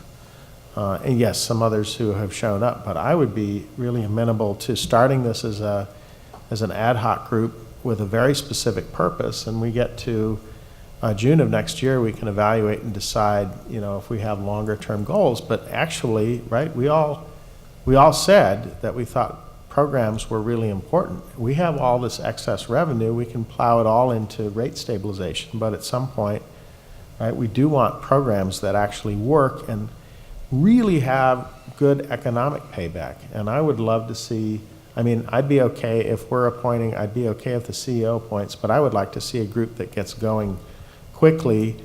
And I think, what I've observed that works well at the Air District is we're giving them specific tasks and we have some real expertise. So this isn't just ma or pa ratepayer who is showing up and expressing a preference. We have focus groups and other things, as Burton has pointed out, for that. But if we have, someone from either my sustainability commission in my city or city staff who is participating in a highway, having a lot of knowledge and expertise they can impart as part of this managers roundtable, we then augment it with, I don't care, 3, 4, 5 citizens who are particularly studied on these topics. I think as long as we're clear about, I think we have to have some means of disclosing financial interests so that that's all up front. But I think that would be a great way to start. We get feedback on programs. It's pretty clear from the discussion we had last month that we think there's a lot more work required. So, unless we want to just throw programs back to staff, it seems like a proposal along the lines of what Bruce has suggested would be a great idea. And Director Griffith? So let me start by trying to focus this a little bit, because I think I'm probably responsible for losing focus. One of the reasons why I raised the point of forming a more ongoing group is I see a certain amount of waste in spending all the time setting up these interviews, calling out 15 people, bringing them in, having them meet, and then 6 months later saying, okay, thanks, bye, and having to do it all over again. And I was kind of looking at the notion of why don't we just set up something ongoing now. But I do understand the importance of getting the programs up and running, and if we want to do this as a pilot, that's fine. I'm just a little, I don't want us spinning our wheels too much. But, you know, I gotta say, when I envisioned an advisory group like that, I'm looking at it from this point of view. We are taking 4.8, I believe it is, $1 million worth of ratepayer money, and we are turning around and we are spending it on things that are going to be used in the community to achieve certain goals. I am not at all concerned about subject matter expertise and that we've got subject matter experts coming out our ears. But we have a responsibility to the people whose money we're taking to make sure that what we are proposing for them is something that they want, something that they're going to use, and something that's going to actually potentially meet their needs. Mm-hmm. And by depending on the board of directors, by depending on staff, by depending on a group of subject matter experts, I don't have any confidence that we're getting that input. So my goal is to give the ratepayers an opportunity to weigh in and say, you know, EV incentives are great, but I'm never going to buy an EV, so I'm not really going to use it. What I really need is I need to retrofit my home so that it's more energy efficient, or whatever their input is. Because from the sake of, in the case of Sunnyvale, the 35,000 single-family homes that already exist, I don't know what their priorities are. For the sake of the 12,000 people that live in condos, I don't know what their priorities are. For the sake of Juniper, NetApp, and Yahoo, I don't know what their priorities are, but they're paying the bills. And I kind of think that we need to hear what they have and that we need to give them the sense that they're getting to weigh in on what we're doing. So that's really my goal in setting, that's what my personal goal is in trying to accomplish this. I'm not looking for a body that is completely staffed by Carbon-Free Mountain View and Sunnyvale Cool and stuff like that. I think they're pretty competent at getting their input in, and if we want a separate group or if we want to enhance the sustainability managers, that's great. That's what they're there for. But let's give some transparency into the decisions we want, some ability for the ratepayers to weigh in and to advise us on what they think of what we're proposing to do with their money.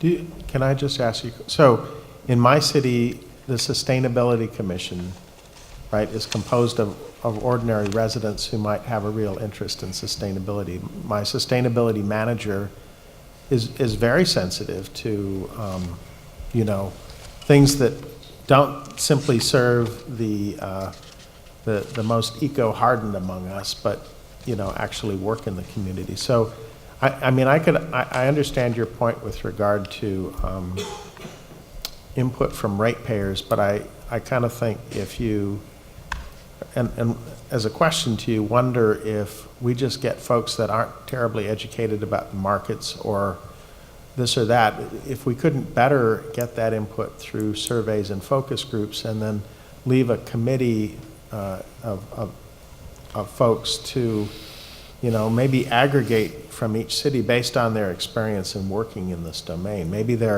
because they you know, are commercial suppliers of some technology or they work in cities, right? And they have their finger on a whole variety of inputs from the community. So I don't know. Well, my concern with focus groups is specifically that I think the issues that they're going to be looking at are going to be the kind of things where they're going to have to learn just a little bit.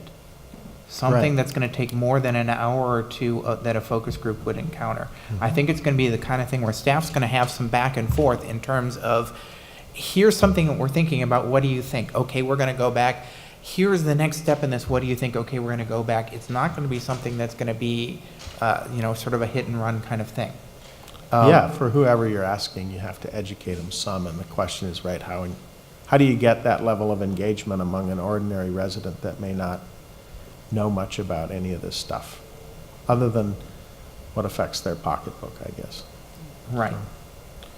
So I think Director Corrigan, you had your hand up next. Thank you.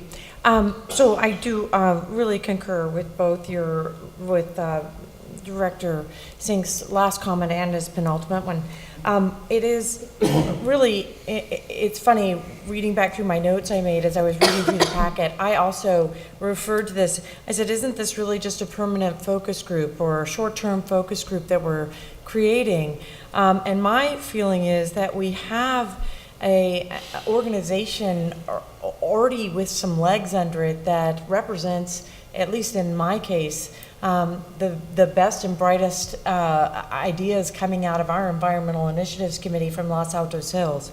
And certainly, I have great confidence that they have their finger on the pulse of what is intriguing to the residents. These are my fellow neighbors who are very interested in this topic in general, and how we might improve our building codes or our, car, EV, et cetera, all these things, programs in our city that might make sense. And so how logical to have them working in tandem with SVCE. So I really would like to keep this sort of separate and see us immediately rely on the group we already have, augment it if we need it. I do think your first comments about following the Brown Act are imperative, that they should be meeting in public and have members of the public able to participate and hear what they're deliberating on and what recommendations they're making, and provide their own individual feedback. And that can easily be achieved with, postcard mailers, all kinds of things. But beyond that, before implementing any program, I would assume it is in our best interest as an organization, as a company, to do a focus group, to do some sort of surveying, to do some sort of information gathering about what programs we choose to proceed with based on exactly what we're talking about, these focus groups of consumers. So I think we already have the organization in place. It may need more people. I'd love to see us make sure it's playing by Brown Act rules and open and available for public to participate in as widely as they choose, and even publicize it in a more open way. Dr. Bruins? Okay. let me just throw out what my idea is here. You know what? We have a technical advisory committee. We happen to call it the Sustainability Managers Committee Roundtable, whatever it is, okay? And that is some technical advisors. Those are our city staff people. And that group has a totally different mission, in my mind, than trying to shape, inform, and make recommendations to us in terms of what program offerings we want, that our residents and our businesses want from us. Okay, those are two different things. Having EV chargers, around our cities, if that's the next greatest thing from a sustainability point of view to reduce our greenhouse gas emissions, that kind of stuff is going to come from our technical advisory people, our sustainability managers, looking at it from that point of view. So I think we need that equivalent. So I'm going to use my terminology that I'm very familiar with, a structure that works really well, which is the VTA, and some of you are on the VTA, where we have PAC, CAC, TAC, BPAC, and et cetera, et cetera. But so to me, the sustainability is the equivalent to the technical advisory group, and that's where you have your brain power for that specific purpose. I think we do need at least one. I would actually recommend two.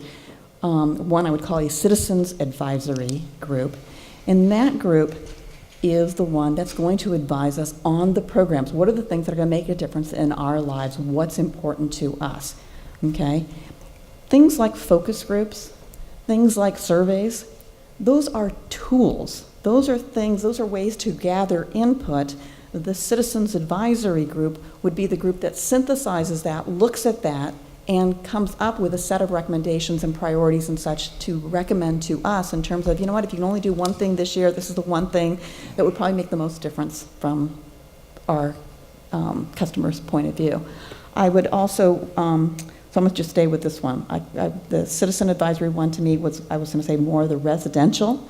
I would go as far as to say this is one where each city gets to appoint a member to that.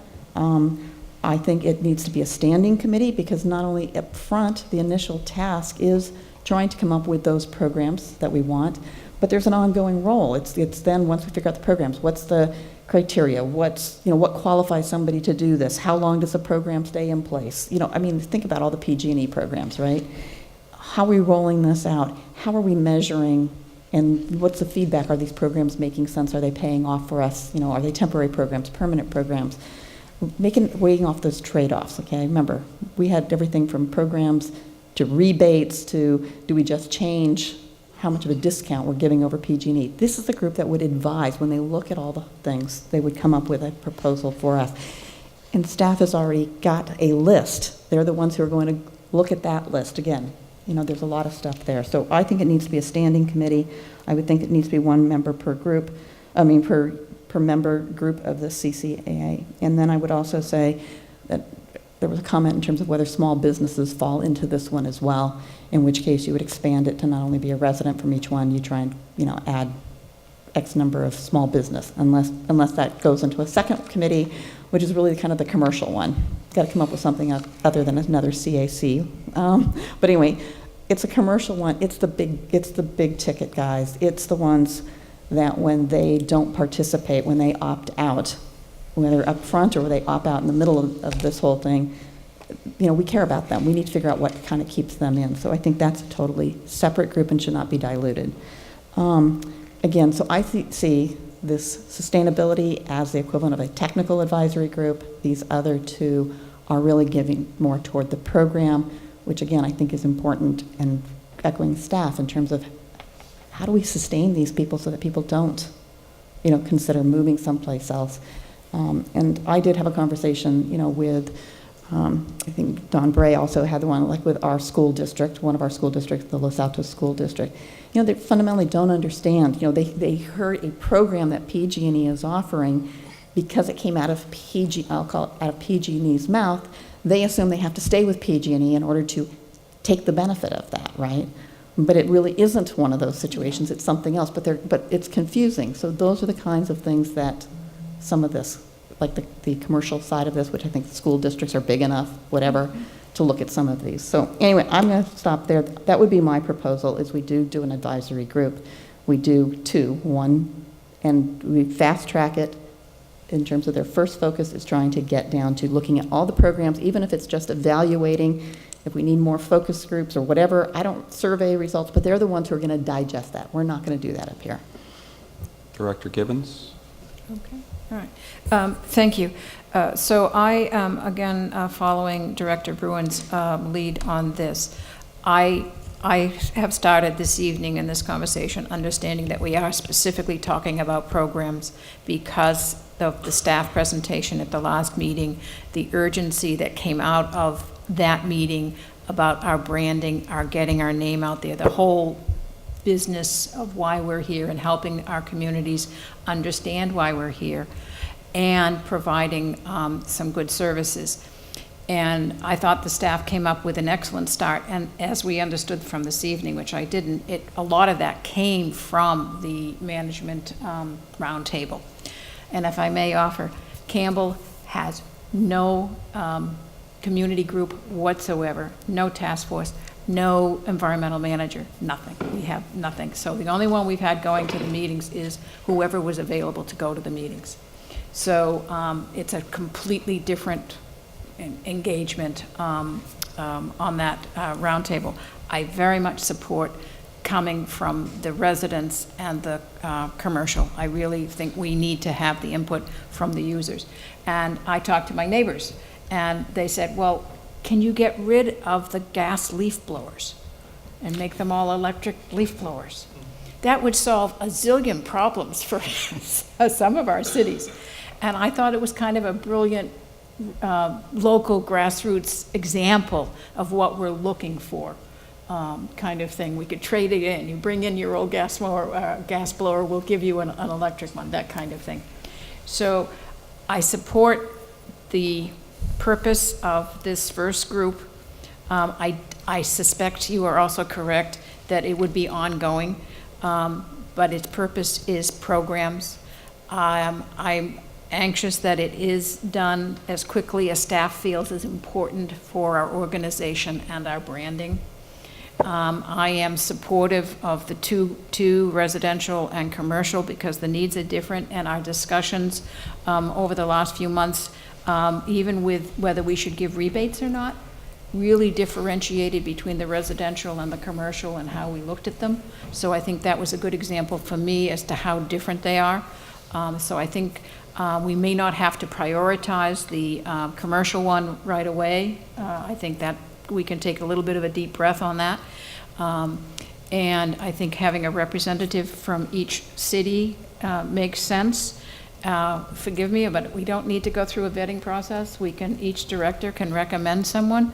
I liked the idea of having the CEO maybe have the flexibility to balance out the group a little bit if something doesn't quite work out. You don't want that? That's okay. I'm flexible with that. I'm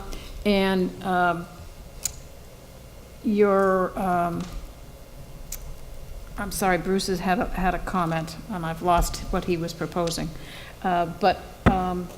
So I think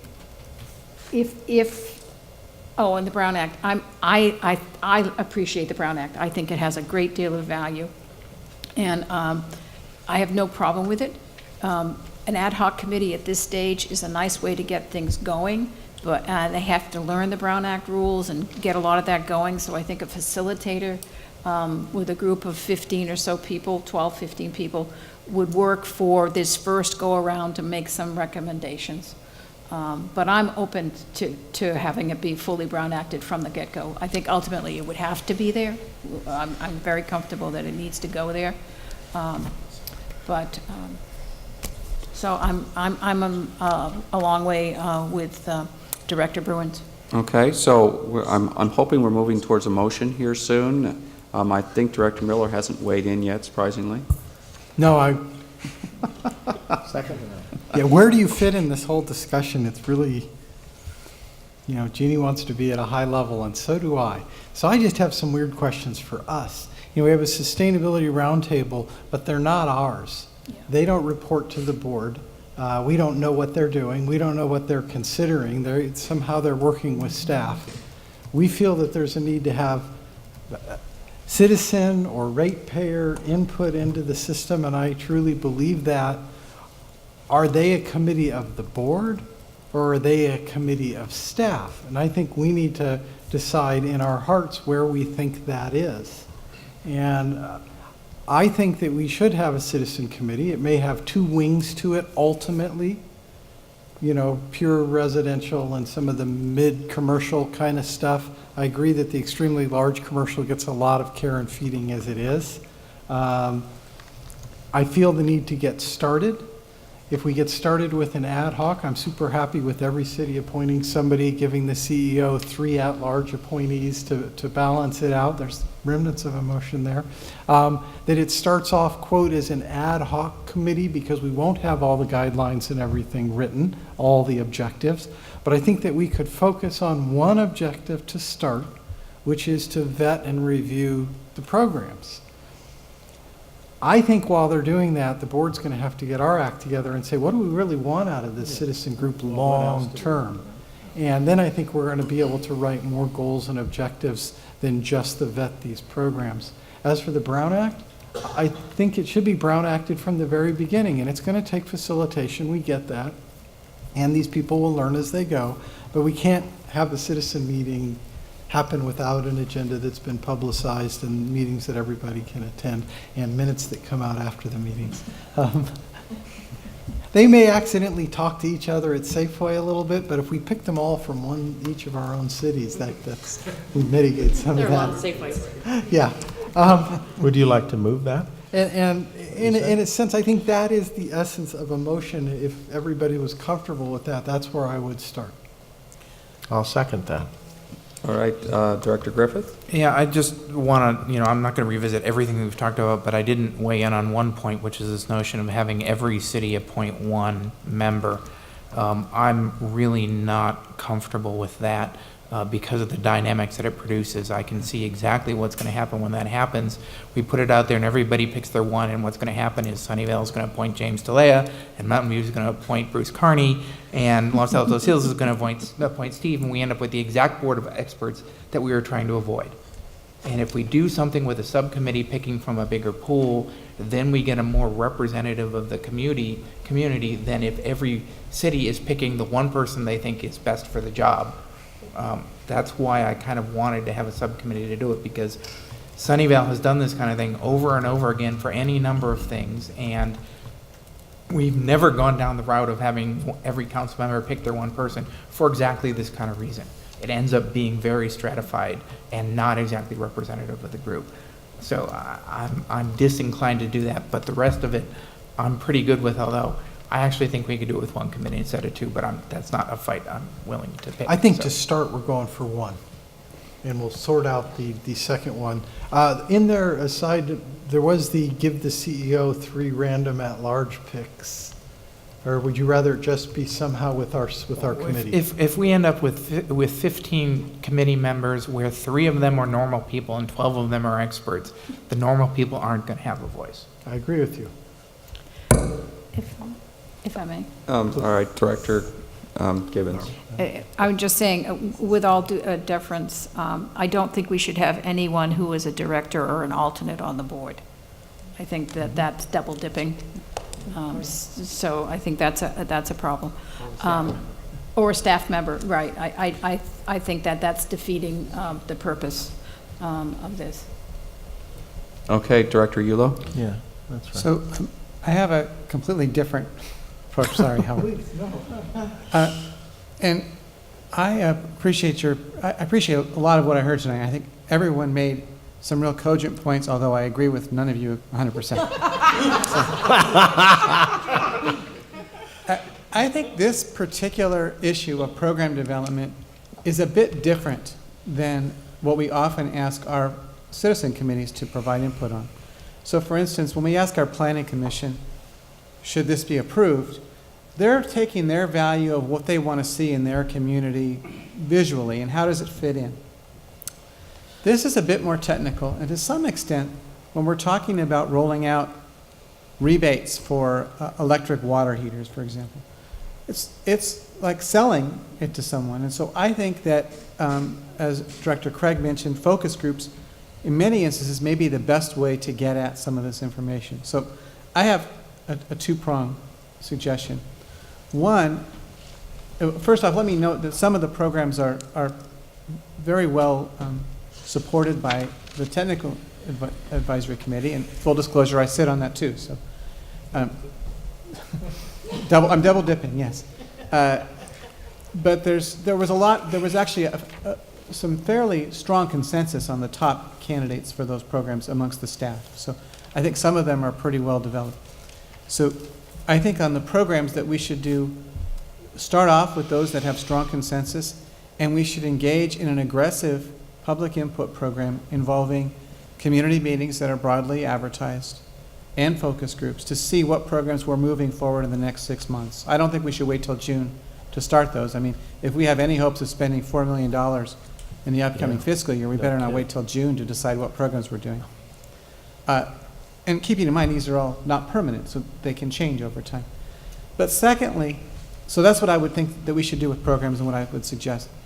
But secondly, with regard of public input, I've heard tonight us talk about what the focus and purpose of this is, whether it's an ad hoc or standing group, the makeup of the group itself, the number of groups, the selection process, whether it's a Brownett committee or not, whether it reports to the board or staff. There's a lot of subtleties there, which I think would benefit from us, believe it or not, establishing an ad hoc committee to think about those a little bit, 3 or 4 of us, to come back with a proposal to the board on the long-standing process for public input into this board of directors. And I think that we would benefit from spending a bit more time on those items I just mentioned. Thank you. Director Corrigan? I don't necessarily disagree with your final point, but I feel like this is death by committee. That what we're dreaming up here is more committees and more committees and more committees. We are looking at a 9-month ramp here to get this thing executed, and I think it was James's point that we extend this already to 9 to 12 months, which I would be totally on board with, if we form it. And in fact, I'm willing, I'm not entrenched in a position of saying no more, but I think your point is well made. There is still so much loose, yes, let's do this, it's great, but I don't think there's a lot of clarity about purpose. And I don't think there's enough, I think we could sit here for 2 more hours and still not have it. Yeah. So my point is, we've had a staff report with the programs. We've got a great group of residents. If you don't like it, you want to add more people, fine. Or if you want to start another one, I'll even support that. But time is of the essence here, and I feel like we're creating death by committee here. Multiple committees, layers and layers and layers, and reporting out. Not that I don't want people to participate. In fact, all of us, I'd be stunned if anybody said they're not looking for more people in their communities to participate in any of our meetings. But at some level, we are charged to make a decision here. We've already set up committees in this group that haven't even met yet. Agreed. So I just want to be cognizant of creating committees to create more committees. So and we how could many have more a committees. study session in order to figure out what committee we should create in order to figure this out, right? You know, let me ask you this Committee weird on question, committees. and maybe both you guys. We have two things that we've merged together. One is this need for public input on some programs. We could hire a consulting firm to get public input. We could do telephone surveys, website. There's a million ways to solve that. And then we have this need for public input in general on a myriad of issues, not just programs. And we've kind of connected them at the hip. Do they really have to be connected at the hip? That's why I suggested moving forward with a different approach for programs, but talking about our longstanding broader need for public input separately. So we do have a motion and a second on the table. Director Gibbons? Just a clarification. I think Director Miller just said it. What we have on the table right now is talking just about programs, and it is distinct from a broader discussion on community oversight and participation. Yeah, my intent was to start the community oversight and participation, and their only initial objective or goal was the programs, was to try and narrow their scope. And that gave us time as a board to figure out what the heck we're going to do with them next. That was the way the motion got put together. So would you like to modify anything in your motion based on what you've heard so far? I certainly would, but I have no idea what it would be. So I have to look to my fellow board members to figure out what the addition. I think there was some resistance to choosing one person from every city, which was one of your motion points. I have no affinity towards how they're really selected. If the board felt there was a better way to go about it, I certainly think Jim had great ideas. You can and do he's interviews, but it proven takes successful. time. It takes, We put it to a couple of people. I know we don't want another committee, but we pick a couple people and say, you vet everybody, good luck. Director Griffith? Yeah, we've, Sunnyvale's had 3 in the past 4 years, I think it is. We solicit applications, they fill out an application, and a subcommittee goes over the application and says, this is who it's going to be. It's not much more complicated than that. You don't need interviews. You just need someone to sort of do some basic vetting and try and come up with a collection of the applications that forms the breadth and width that you were hoping for the advocacy group. Okay, we still have a motion and a second. So- Director Bruins? So Director Griffith, I hear what you're saying. I guess I would trust that each city needs to figure out what they would want to do. However, sitting on a multi-jurisdictional thing, one of the approaches we did take before on one of the bodies that Sunnyvale, Mountain View, Los Altos, and Cupertino were all involved in, is we had each city on their own came up with their top 2 or 3 candidates, and then your little review panel would go in and look at this so that as a whole we've got a good mix. So you may not get your number 1 person, you may get your number 2 person, but we all kind of agreed to that. Again, I just think it's more meetings, which again, this is important enough to me. I would even be willing to participate in that. But on the other hand, I just think, if we can just agree on some basic criteria and ask each of us in our leadership roles within our communities to factor in, if our goal is, it's got to be a resident of your community, not an employee of your community. It's got to be a resident of your community, and we agree we're looking for diversity on the whole. That, and we're talking about, the average John Doe, as well as people that are more heavily steeped in this, the people who come to every one of our board meetings. They've got a lot to add too. I don't want a whole body of that, but I don't think all of us, our cities, have people like that, So anyway, I would prefer that we move forward with a committee, and again, if we can agree on a single purpose for this. The single focus right now, while we're buying ourselves time to say, do we want to do something more than that? But with a single purpose of looking at understanding these programs, weighing in on them so that they come. So you're saying move forward with Director Miller's suggestion of a committee that each city and the county appoint? And each city in the county all get to appoint one, and we all be cognizant. And you can use whatever process you want to use in your city, you know. May I ask a clarifying? But then we bring the whole thing back. And Would it help if we maybe put- we bring it back to the board for ratification, and when we bring it back to the board for ratification, each of us have had a little 3-line blurb about our person so we can look at the whole thing. Director Corrigan? You mentioned that your appointees would all have to be residents, but, from a city that doesn't have a commercial district, this is really not relevant, but in the broader context of this discussion, does that mean you have to have a business owner who also resides in your city, or are you looking at a small business owner who may not even be an SVCE resident, but owns a business that is? I would hope that they were an SVC. Client in some capacity. I think it would be a requirement that they be a client. And that's Either sort of, commercially or privately. We talked about that before. yeah, that rules out the people who opted out that we want to talk to, but I think they get addressed in a different way. So again, Okay. the other way of doing it, I think that's an excellent question. That's what's making it hard here. But maybe we look at each of us are appointing a resident who is also an SVCE customer, and then we have maybe this 3 other people where we look at someone that represents business, small business, medium business, whatever we want, and that way we pick the best. You know, we have a different way of picking that, but it's not one per city. And no, it's not somebody who wears all hats. I think we only have one. Would it help? My intent was really just to bootstrap the whole system. Would it help if we were more explicit to say that this is a 9-month assignment, let's say, and that gives the board 9 months to figure out what our real ongoing process is going to be? May I? Director, go ahead. So that was my next question to the whole group. Is the outcome that we're hoping for a single recommendation of programs that will come to this board for a ratification or vote sometime next June?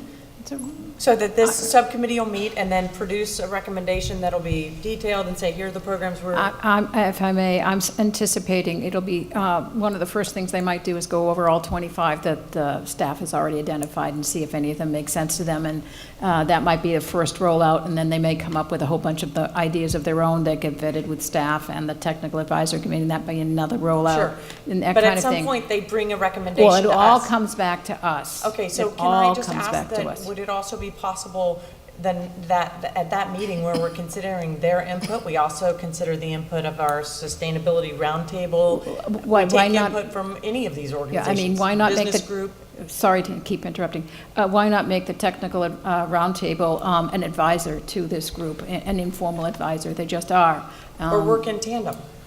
Or work, I don't think they can work in tandem. One has to have the lead, but. Well, I think- the way they do it at VTA is they just run it through one group, and then they run it through the next group, and they give input on what the group that already saw it said. So when it comes to the board, if you look at the VTA model, if you look at the Caltrain model, if you look at the MTC model, okay, what they do is each of them are working, some of the same material is going through these 2 bodies, okay? But when it comes to the board, the staff report does like it does today, it has a recommendation, but in the staff report, it talks about what the sustainability group, what their recommendation, their feedback, here's what they questioned, here's whatever. Perfect. They support it, and then here's the other one. If these 2 bodies come to different conclusions, that's okay, because it's not their decision, it's our decision. That's exactly what I wanted to hear. It's That's perfect. incorporated into, and I mean, if we're going to go this way, I mean, I would say there's models out there that really work well, and as a board member who receives this, it works extremely well, because you get all the different perspectives. I'm good. I just want to make sure that everybody's got equal footing in the staff report when these recommendations do come forward, that we have multiple points of view from all of the committees that get formed in the next 6 to 12 months. We have multiple committee report outs. So we've probably been talking for 40 minutes without staff saying anything, and we're really talking about a process that we're forcing staff to go through to get their work done. So I want to maybe give them an opportunity to say anything either from the CEO or our marketing person. I would, my only comments are on the, some direction on how we invite or appoint participants. I was going to say, we were going to need direction to staff, and I would ask staff to prepare sort of a uniform application so that we were communicating to our citizens in a uniform way so that the expectations of those that we appoint at least have the base level. So in the recommendation, in the staff report for the recruitment process, we did recommend working with our member agencies, working with all of you, as well as environmental commissions or whoever our point person is for each of your cities, to identify candidates and welcome them to apply, and then have an application process. I think we really want to have diversity of thought and input across the board, and not have folks who are really... We've changed it a little bit. I agree with most of the stuff that you've proposed, but the focus is no longer coming to apply to SVCE. They're going to apply to each individual city.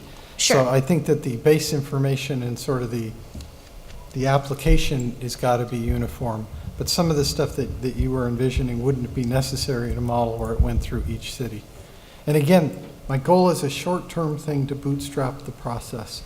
Long-term, we may be in that exact process, but for this initial 9 months or whatever we decide we want, I think we just run it through the cities. We just provide uniform information. I also just wanted to address the residential versus commercial comments. With our discussions, and I don't know if Don would want to jump in on this, but we think that the commercial community just has a different set of requirements for how they might want to participate in, as opposed to standing on a long-term committee, and I'll let Don take it from there. Yeah, I could see commercial or industrial involvement being perhaps more task force oriented, or done more in a workshop type of format. It's going to be extremely important, I think, over time to form a customer advisory function, and this is probably the bigger mission that we're talking about here. That does include commercial and industrial perspectives on it. So I think a number of you made suggestions along that line that there be a more formal, customer advisory input over time. For the purposes of what we're looking at initially with program formation, I think the commercial and industrial input can come in a workshop type of format. So, I think we're trying to focus on a sort of a citizen residence advisory, and we're not stopping you from other mechanisms of gathering information on, and recommendations. I think I'm hearing, yes, go full force with, the TAC, what Jeannie called the TAC, your sustainability group, and if you want to form another, or reach out other ways, we don't want to stop that either. So I think that's what I'm hearing, but we're focused on, one particular citizen's sort of more residential group, I think. Director Griffith? Yeah, and I wanted to add, if staff wanted to expand the TAC slightly to include 3 or 4 other people who, with clear expertise in the community, like, Bruce and James and Steve, I'd be all for that, and it seems like the appropriate place for them to be. That seems like I'm surprised they're not already somehow there. What I specifically wanted to ask... You guys want to represent my city? I could use the help. What I specifically wanted to ask, though, is if we do stick with the one director, one appointment, we are going to limit Director Cortese to members from unincorporated Santa Clara County? I assume the answer is yes, because otherwise he'll duplicate one of our cities. Okay. Yes? Yeah, go ahead. I was just processing that last one. Sorry. Go ahead, Director Yulo. So I wanted to just summarize what I have as what we're talking about now. One is the purpose would be specifically to provide input on program selection. We're saying each city would get one appointment of a resident who is an SVCE customer, and we're going to ask staff to prepare a uniform application for the agencies to distribute. Yes, we want the group subject to the Brown Act. We want the group to report to the board of directors, not the staff. We're envisioning a 9-month timeline, so that makes this somewhat of an ad hoc group. And that we're saying that staff reports reflect both resident and sustainability managers' group reports. Director Miller, is that an accurate characterization of your motion? Yeah, from what I can remember, it's been so long. There's one idea that I would like to include here, and I think it was said previously by several of us, but financial disclosure. I don't know if a Brown Acted body automatically requires the members to financially disclose, but it seems to me that that would be important.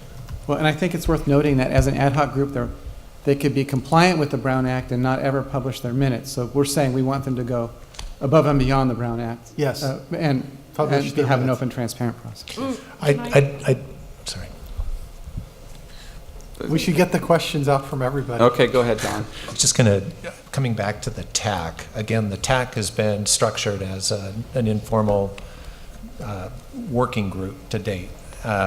If we expand the participation in it, should it be Brown Acted? I mean, should it become a public forum that includes, as its members, the staff? So in or the other others who are organization, designated? it's not a Brown Act, right? It hasn't, well. It is? So to channel Jeannie, because I know she's going to say this, it's informal, but that's yesterday, and tomorrow it probably needs to be a little bit more formal. We probably need to have a set of objectives and goals and framework in which they're operating. All of our committees are going to have to get to that point, and I think that it's incumbent upon staff and us board to figure out exactly the framework and structure and charter and goals for the TAC and also for the citizens group. So we're going to need to do all this together. Tonight, we're just trying to bootstrap this one group, but we're going to have to get to a point where everything's documented. Yeah, well, I do think it's important as we think, if we're going to think about these two groups, and they both have very good purposes in general here, yeah, exactly what the structure of them is relative to one another.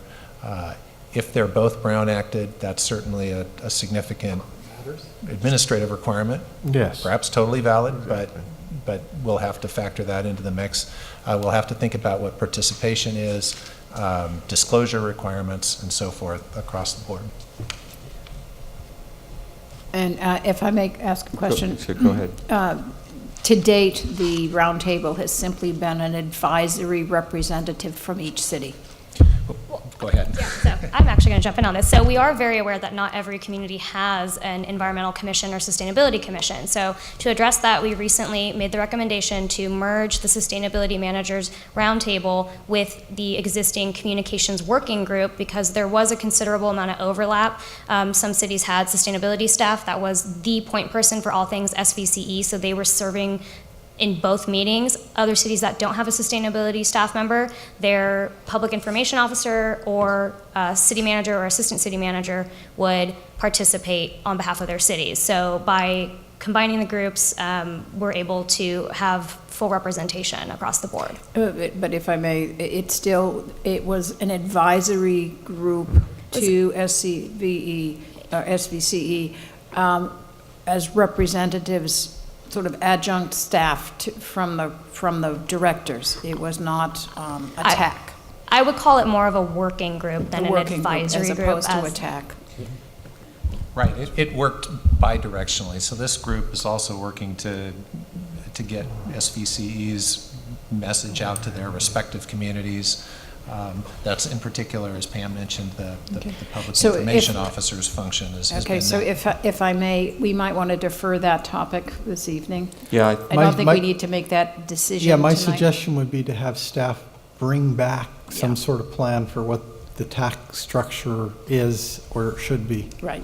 And you've heard some of our feedback, but it's really direction to staff.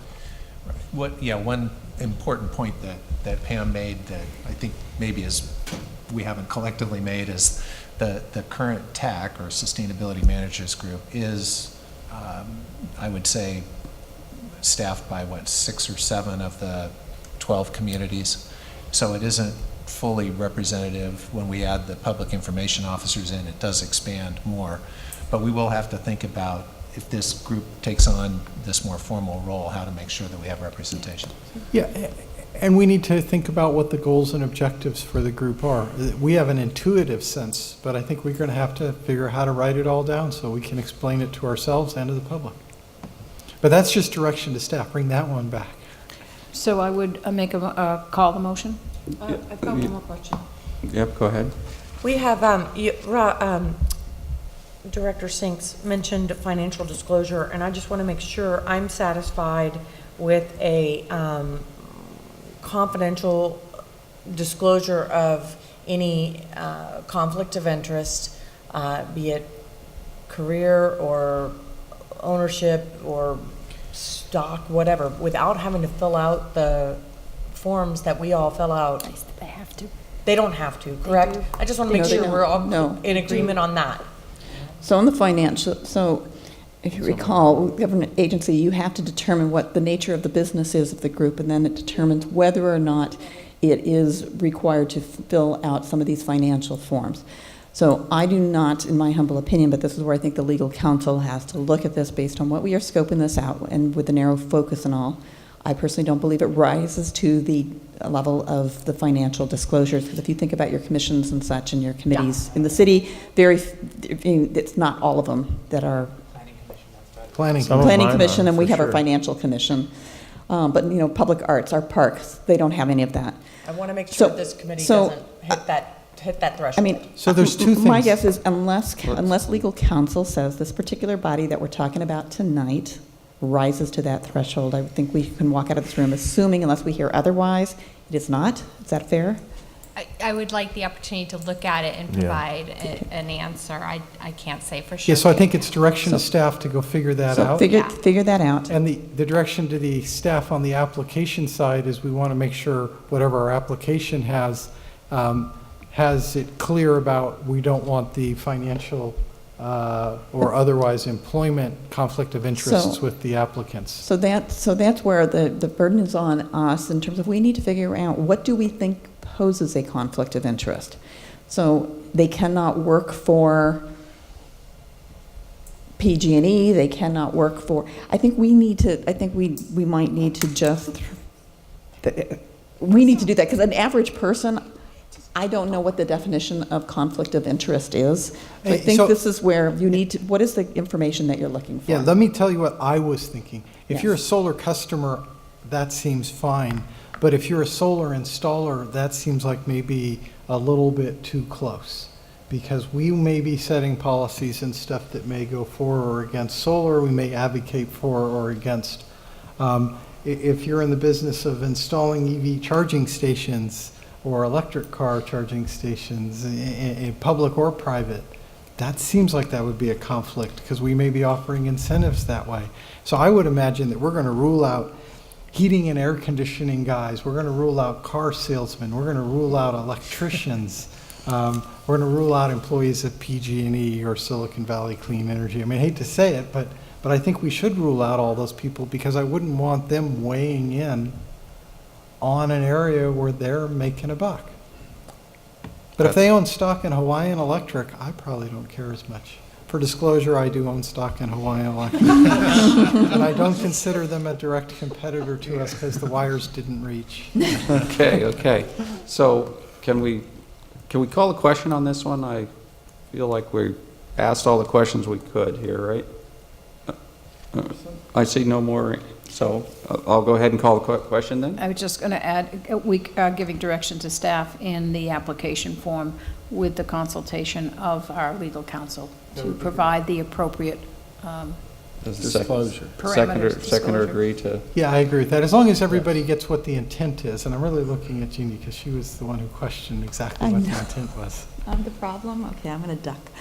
No, I think we're all thinking it. The fact, it's how do you define it? And that's the hardest part. I would ask that in the motion that we have legal counsel come back with a verdict in terms of the financial disclosure, the form, filling out these forms. And I would also ask that staff come back with a proposed list of where they think there would be conflicts of interest, such as you enumerated some things. Maybe there's generic ways we can say some of these things so that it gives us guidance in terms of who we do that we So I don't think- want to do I that. think- I think that's perfect direction to staff. I think we agree.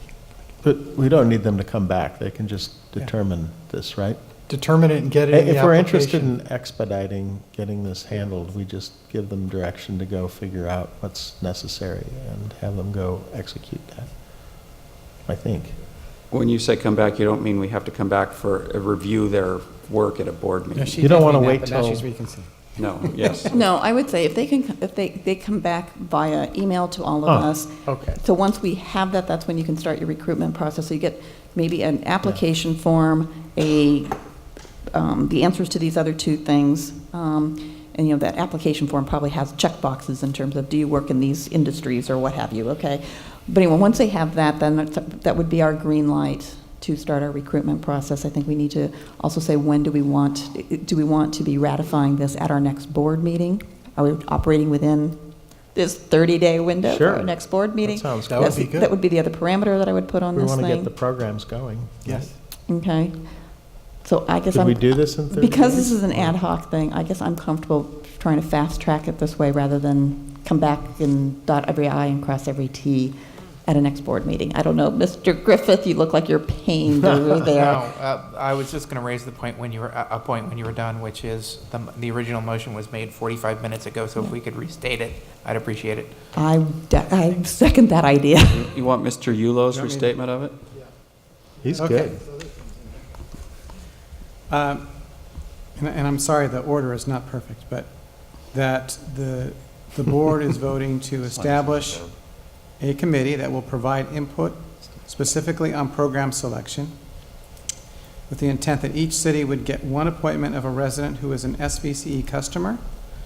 The staff will prepare a uniform application for the agencies to distribute to potential members of the committee, and that this application process will include a financial disclosure form that will be developed in consultation with legal counsel, that the committee will be subject to the Brown Act, and in fact will go above and beyond the Brown Act.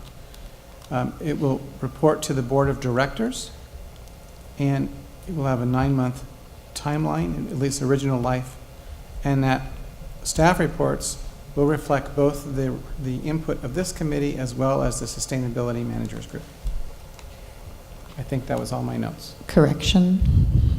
The application does not have the financial disclosure, it is the conflict of interest. We want the conflict of interest on there, and we want and then separate from the application is a ruling from legal counsel on whether or not whether this would require a financial disclosure. Those are two different things. Sure. But otherwise, I think you did an Make her in exceptional agreement with job. that. Yes, so I will note that the staff's going to look at the tape for all the other direction and subtlety that we gave for what goes into the application. That doesn't need to get into the motion. And I concur. Second. All right. Okay, so can we call the question now? All in favor? Aye. Anybody opposed? Aye, me, no. One no? Yes, please. Okay, so we have one no and all the rest ayes. And I was an I forgot to say it. And he wants a verb. Okay, so moving on, our last item on tonight is board member announcements and direction on future agenda items. I think, Ms. Gibbons, you had something you wanted to ask? I was just going to compliment staff, Pam in particular, for helping me with a lot of things. I have, in my community, had a lot of feedback on Nextdoor. A lot of it was misinformation and confusion and several tracks and so on and so forth. And I appreciated a lot of the advice that came out of that. There was one comment that staff perhaps can help with later, is there was a going from 3 tiers down to 2 tiers for PG&E rates, and I got a little confused on that, and that's one of the things that confused my residents, because you went into tier 2 faster and higher rates than you would have otherwise, and that was all, timing-wise, was associated with joining SVCE, so it's confusing things. And I think Director Craig and I had the same question we need a better understanding of the bill, because the way my residents were saying is they saw this separated out, PCIA number and stuff, and got it all confused. So I think coming back and helping the directors make sure we understand what the bill actually now looks like and where our people's questions are coming from. And also, thank you for going to the farmer's market. I think that was very, very helpful. So thank you. Okay, anybody else? For agenda items, we had given direction previously, I want to make sure it sticks, that they'll come back next time with the structure or proposed structure for TAC, based on some of the general thoughts we had. Okay, Director Sinks. I think it was March of 2014 when Jim brought John Marshall from Marin Clean Energy to present to us, and we couldn't believe it, and some of us were skeptical, but when we heard the idea, you know, we did our homework, and finally we're here and in operation. So I had a chance to go up to Pleasanton on August 31st. It was an acutely hot day. The Pleasanton City Council decided after a long dialogue not to participate. There's another opportunity coming up. It was mentioned very briefly in the CEO report. On October 3rd in Riverside, there will be a lot of folks from Southern California that are interested in this, but they probably have the same kind of questions we had 3 years ago. And I would, I would welcome, I'm going to go down just for the day, and I would welcome any other directors going down. I think by spreading this, frankly, we do ourselves all a great deal of good by developing our political muscle. I think we, obviously, given what's gone on in the legislature the last few months, we can't be complacent about our opportunity to be squashed. And frankly, we need Southern California to be as robust with community choice energy as we are. So October 3rd represents an opportunity for us to go down and talk one-on-one with folks in the Los Angeles basin and beyond that are considering this. Thanks. Anybody else? Director Craig? Well, just kind of tag-teaming and as we're coming up with our one-year anniversary, I thought it would be kind of interesting to kind of have a story about what being 1 year old is all about and where we came from. And I think that this has just been an outstanding success thanks to the board and to the staff. And I think we should really help other agencies that want to get started. So I would even make a proposal that we make a video, post it on YouTube, and also use that as kind of an introduction to what we've done here in Silicon Valley that could be brought to other communities. So if anybody thinks that's a neat idea, okay, let's make it happen. Anybody else? Okay, Jeannie wants cake. Does any staff want to add anything? Nope. No, Chairman. All right, well then let's adjourn the meeting.